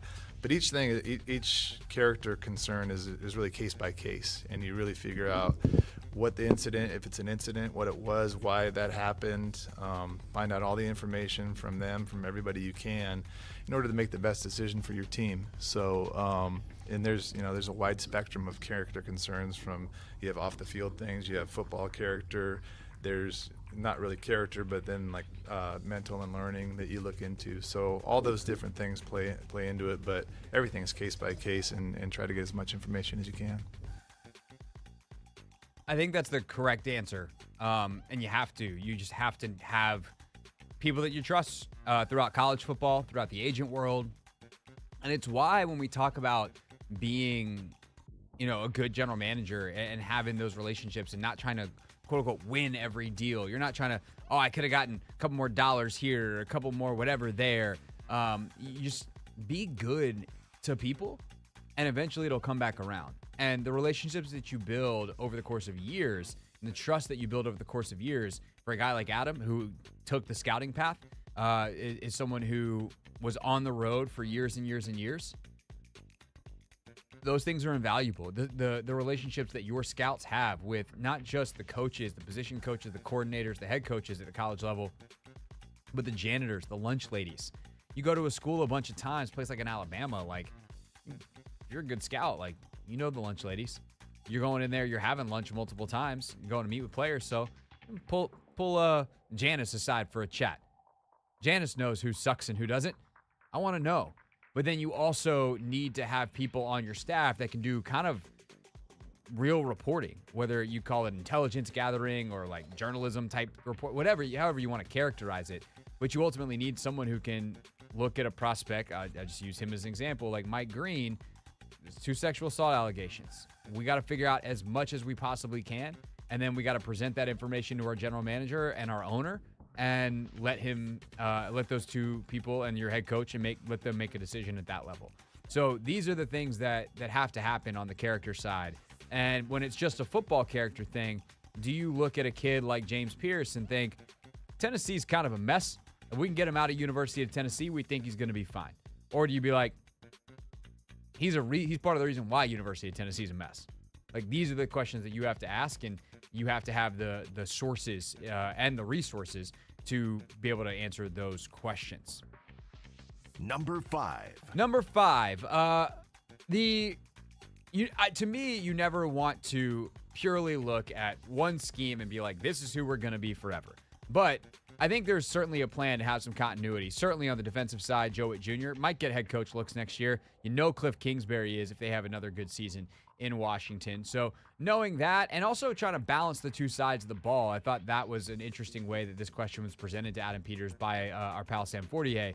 How much do the coordinators influence who gets drafted ultimately Thursday night and through the weekend for Washington? But the coaches are really involved. The coordinators are really involved in the draft process. And so when we're going through our draft meetings, every position we go through in offense, Cliff is in there meeting with us, which is, it's a long time for a coordinator to be in a meeting room.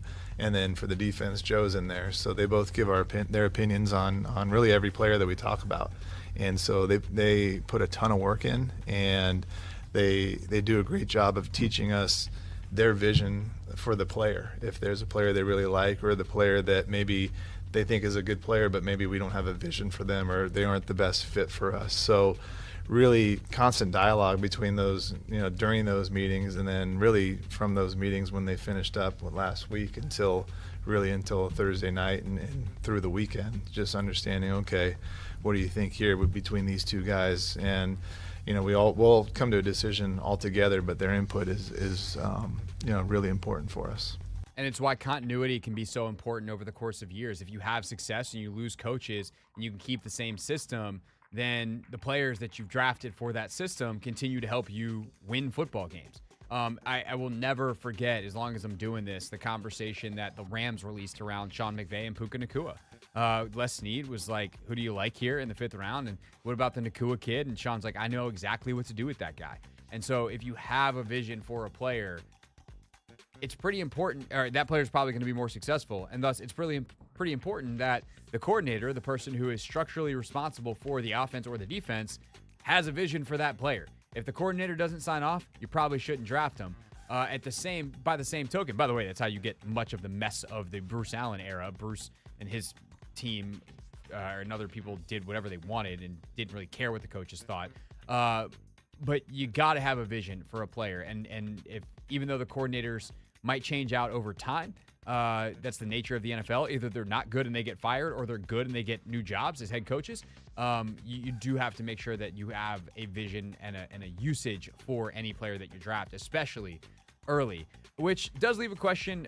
If you've got, say, two really good wide receivers, two vets who you know who they are, what kind of wide receiver and does a wide receiver fit in? Would the Commanders take a receiver at 29, even though they've already spent on Terry McLaurin and will spend more this offseason with an extension, and obviously spend a 5th-round pick to get Deebo Samuel?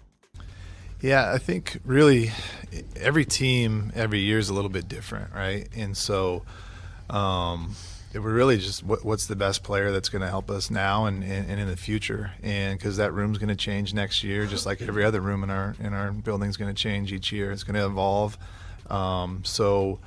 If the best player we think is the player that's going to help us more than any other position, then we won't hesitate to take that. And I think the detangling of that is we're not going to just take wide receiver might not be the top of their priority list. But if the wide receiver left on the board is way better than other positions that we might need more, we'll take the receiver because that player is going to help us the most. And that's how you have to look at it. It is always a combination of who's the best available and who helps our team the most. And the positions of need is always going to come into the helping our team the most side of it. And so we'll see what that ultimately means by the time the board shakes out at 29 on Thursday night. That is our pick 6 at 6. Haven't done that in a while. Good to know it's still a club we can hit straight. Landed that sucker right in the middle of the fairway. And there might be more of that coming later in the week, because obviously Peters will talk after the first round on Thursday night, so we'll make sure that we're all caught up on Friday. With that said, we move off of the draft for the rest of the show because there's only about 30 minutes left in it, and we will get to the NBA playoffs. Interesting night last night. I told you watch out for the Pistons. Plus, we'll take a look at the games on deck tonight in the NBA, and then real things, including a very funny moment where Adam Peters got super sideways in today's press conference, and real things to end things out here on the Team 980.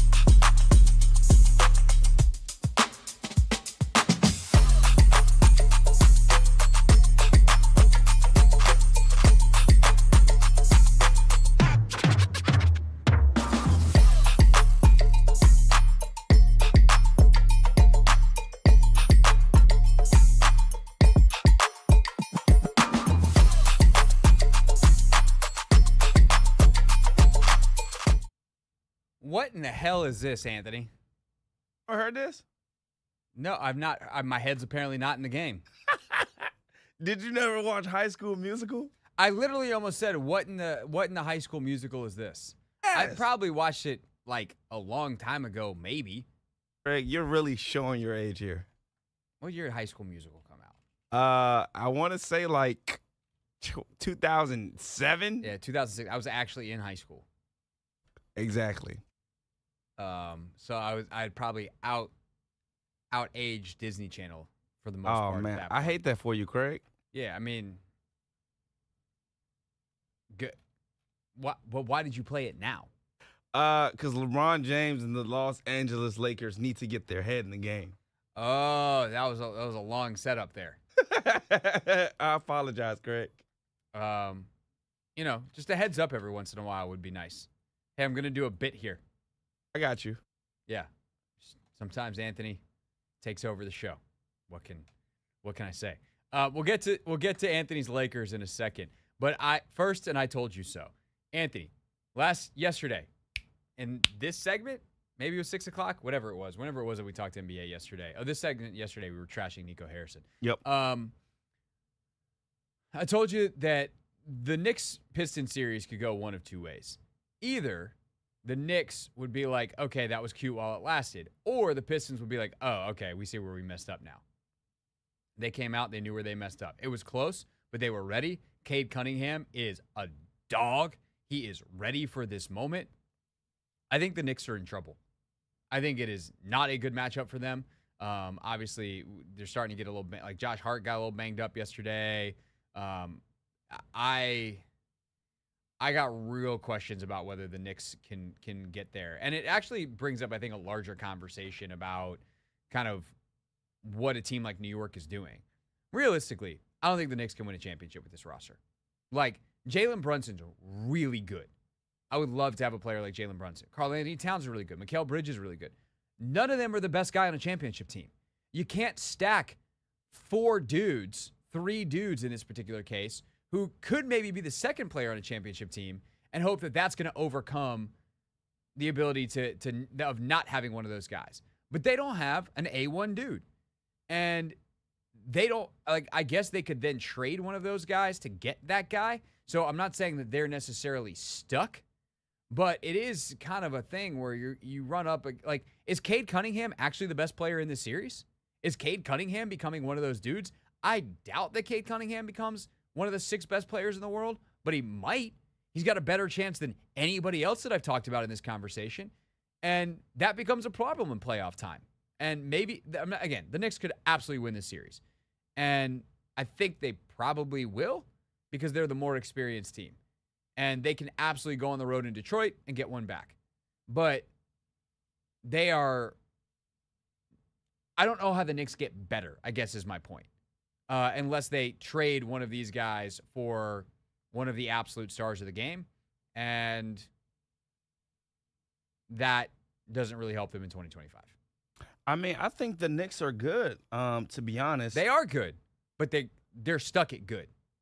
I mean, but the thing is, though, Craig, if you have a guy in Karl Anthony Towns who has 10 points in the first half and scores 0 in the second half, there's nothing you can really do. I do think. But that's who he is. That's who he's always been. You're right. He does not. Sometimes he does not show up in the playoffs, and also I think the problem he had in Minnesota, and probably why they shipped him out, he was too soft. And again, he's showing that right now. Now I will say the refs are letting these guys play though, Craig. I've never seen basketball this physical in the modern NBA anyway. Well, it would be less physical if Jalen Brunson didn't flop into everybody. Yeah, that too. I can't, it's getting bad, bro. One of my least favorite players in the history of me watching basketball is Houston James Harden. Yeah. Because he just he just yeeted himself into everybody. And I'm like, what are we doing? This ain't basketball. You're not playing pinball. You don't get points for bouncing off of stuff. Quit rewarding him. It's an offensive foul if it's anything, or just no call it. If the offensive player wants to fling himself into a defender and lose the basketball, let him. That's what they're doing. Some of the stuff with Brunson is brutal, man. You can't jump. Like, even if I'm closing out and I jump straight up and down and then you jump into me, that's not a foul on me. I'm allowed to jump straight up and down and block a shot or challenge a shot. It's ridiculous. No, I would agree. But still, I think this has just been a super physical series in general. Yeah. So it's going to be interesting to see how the rest of it goes. If, New York is going to allow Detroit to bully them as they've done the last two games. And it was good to see, K be able to close the game last night, because it did get concerning towards the end. Like, New York goes on that run again. I'm just like, oh my God, they're not about to do it again. But K was able to hit some buckets down the stretch. So if they can just withstand that run that the Knicks are going to give them, I think you might be onto something, Craig. They could upset these guys. The other thing too is, like, Mikal Bridges is not a volume 3-point shooter. He is unbelievable in the mid range. He took 11 threes last night. Karl Anthony Towns needs to take threes. He took 2. What the hell is that from the Knicks from a shot diet standpoint? That is not what you want if you're Tom Thibodeau. And if it is, then that's a problem. All right. The other game last night, man, this one, I mean, honestly, Anthony, I didn't see much but some highlights today. Talk about physical and talk about stars being stars. Kawhi Leonard is still that dude. 15 for 19. 4 of 7 from 3. 39 points for Kawhi in 39 minutes to lead the Clippers to a 105-102 victory. Series tied at 1. Nikola Jokic needs some more help. They're just not getting enough from other dudes. And Westbrook has 14 on a fine shooting night. Murray's got 23. But if you can keep Jokic in human numbers, which somehow for him 26, 12, and 10 is human numbers. Like, can you keep him sub 30? If you're going to keep him sub 30, Jamal Murray is going to need to have more than 23, which I realize 23 is not a bad night, but like they need to find a little bit more support. And then this series also defensively, like these teams are locked in. This is 2 games in a row that the scoring has been pretty like tame by modern NBA standards. The intensity of this thing is off the charts. Yeah, this is definitely the most intense, most competitive series we're probably going to see. The 4-5 matchups have definitely, both of them, lived up to the hype. I will say in this game, the Nuggets had a chance. A couple of plays down the stretch where they didn't execute. Aaron Gordon missed a wide-open dunk. Jokic, they had a shot, at the end. He turns the ball over. The Clippers end up getting the ball. Not doing anything on the possession, but the Nuggets would have had 2 possessions at the end of the game had Jokic not turned the ball over. But I will say he does need a little bit more help. But at the same token, Craig, the last 2 years, what they've gone to in terms of the 2-man, Jamal Murray and Jokic in the fourth quarter, it works every single time. And I was surprised they didn't go to it on the last play of the game. I was so surprised. Yeah. Well, the coach who's been calling that play is not there anymore. So. Well, that too. But I'm just saying, like, fourth quarter, like, go with your bread and butter, man. Go Always. to it. Don't overthink it, especially when overthinking it is that guy. Tonight, you got Bucks, Pacers, Grizzlies, Thunder, T-Wolves, Lakers. We'll talk about them next. But first, a look at what's trending.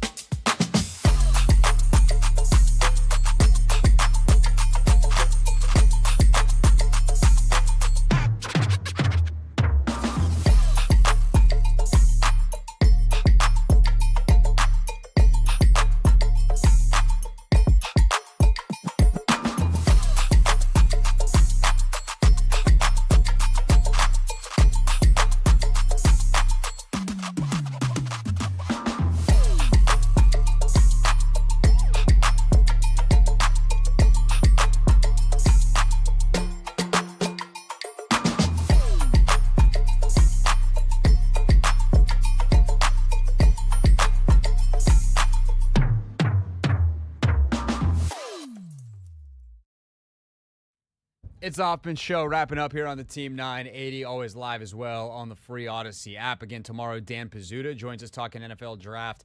And we are done at 6:15 tomorrow, so get your Hoffman Show while you can. We'll have the Nats and Orioles here on the station as the Capitals game will be over on 106.7 The Fan. Anthony, tonight your Lakers must win? Question mark? Are we in must-win mode? Considering they're down 1-0 in the series, and we'll be headed on the road down 2-0 against Minnesota if they lose tonight? Yeah, this is a must-win. You can't go down 0-2 to start a series. Not many teams have come back. Granted, a LeBron James-led team has come back from down 3-1. So anything is possible, but if you want to actually give yourself a good shot of winning this series, you got to win game night. You got to. Yeah. Now, that was a long time ago when LeBron did that. It was a different LeBron James, all due respect. That said, didn't Minnesota play that super weird series last year against Denver? Oh, where they went down 2 and then they won the next 2? Yeah, but I don't think they lost 2 at home and then won 2 on the road. Or is that really how it went? That's what I'm trying to look up real quick. As I was saying that, I was like, wait a second. 2024 first round Timberwolves, that they smoked the Suns. Here we go. I want 2020. The second round. In the first round, they smoked the Suns last year. But in the second round, they went at Denver, lost both games. They went at Denver, won both games. So they started 2-0 on the road and then lost 3 in a row before going back to Denver, winning Game 6, and then winning or go back home, we win Game 6. They then won Game 7 on the road against the Nuggets. Yeah, but I still think this is a must-win. I agree. The chances that is insane, though. Yeah, it's crazy that they did that last year. But yeah, I genuinely think that for the Lakers tonight, you got to get back on track. And for them, they have to get more than Luka going, and Luka's going to need to be great. Like that is the burden of superstardom. If you are Luka Doncic, is you're going to need to have 30 and probably 8 rebounds and 8 assists. And LeBron, the burden of now being a second star is you're going to need to have 25, 12 rebounds and 8 assists. But they need Austin Reeves to get going. They need to find shooting. They need their guys to hit shots. And in many ways, the game was very simple the other night. They could not hit shots to save their life. And their offense just felt very stagnant, which is not how J.J. Redick wants it. He wants the ball to move. And so I'm very curious how they come out tonight game plan-wise, what J.J. tweaks. And then the big, I think, roster question is, does Dalton Connect get more minutes as a guy who we know can fill it from 3 as a floor spacer? Can they afford to get him on the floor, or is Minnesota going to hunt him defensively? And is Anthony Edwards too dangerous to have that happen? Yeah, Bron and Luka combining for like 4 assists seems crazy. Like, if I was to place a bet on that, the under, oh my God, I would have been a rich man. But I agree. I definitely think they have to be more assertive. They got to account for more points. But Luka also just has to buy in on the defensive side of the ball, the effort side of the ball. It's been, a criticism of his game. But, like, in a series like this, you got to get to them loose balls, man. They're going to want it more. Yeah, you got to be locked in. It just takes a different level to be a champion. And, Luka, I think, knows that. He made the finals last year. But now, different deal. Got to do it again. You got to lock in at that super high level. And we'll see. Obviously, Anthony Edwards, a nice game 1. We'll see what they can do in game 2. Julius Randle helping them close things out. So a little bit of a different attitude, a little bit of a different team this year for Minnesota without Karl Anthony Towns. Bucks get Damian Lillard tonight back, see if they can get a win on the road and split the first 2 games at Indy. And then Grizzlies Thunder. If the Grizzlies lose by less than 10, we'll talk about this series more. Until then, there's nothing to talk about. They lost game 1 by 51 points. Anything else from a housekeeping standpoint, Anthony? Good show today. It's all available on the podcast, or it will be soon, depending on what part of the show you're looking for. You heard from Adam Peters. We had Mitch Tishler. The Rooster talked hockey. We also jabbed each other. We got some pretty good haymakers in. Russell landed a nice little punch at the end. Now, Russell's actually I understand why him and Linnell go back and forth. Yeah, but Russell and I do that with like a smile on our face. They're not smiling when they yell at each other. I think because Linnell takes it a little too serious. A little too. I think they both take it a little too serious. But I do think it's more Linnell taking it seriously. Yeah. You can't. Speaking of Linnell, mock draft, 4 o'clock hour on Thursday. We're running 3 wide. Things could get crazy. Uh-oh. Do we let Linnell pick for Washington? I mean, we've picked already. Yeah. I think we should. Okay. See how that goes. I mean, I'm interested to definitely see who he picks. And there's going to be a good run of defensive ends, so he has to make an insane pick. Yeah, we'll have to do the math and see how that actually goes. But yeah, so that's the plan on Wednesday. Go 3 wide in the war room on that one. And other than that, ladies and gentlemen, boys and girls, we have reached the end of the program. It is time for Real Things Real People Said into real microphones. Real things. We're not going to be sucked this year. Real people. 5-11, not very good. Said into real microphones. You know, the culture is actually damn good. Adam Peters doesn't talk a lot, and when he does, he's not often a candidate for this very silly radio segment. But he got real sideways today in an answer and just totally lost his train of thought, and it was very funny. And also, he was asked about the biggest challenge for his team this year after making the NFC Championship game. He refocused, and this is what he said.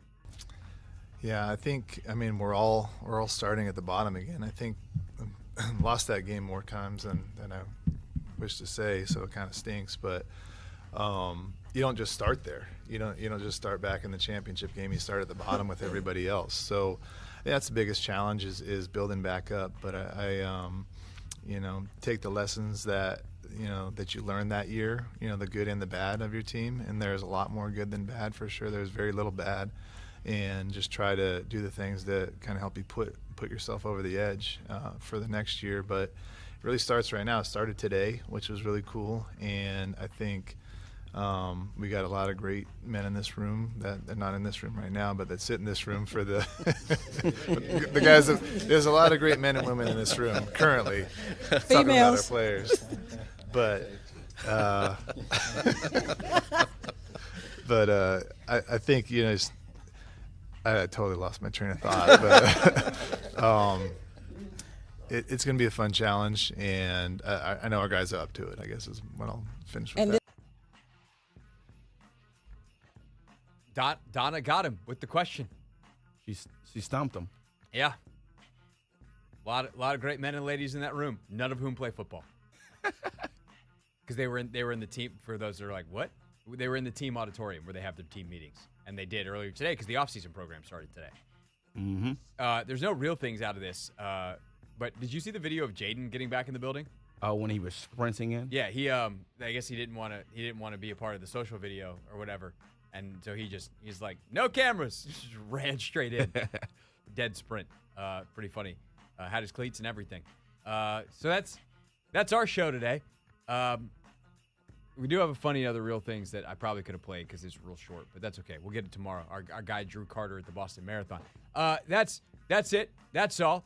Thanks for listening. We'll see you tomorrow. More NFL draft coverage because we do it a lot here on the Team 9.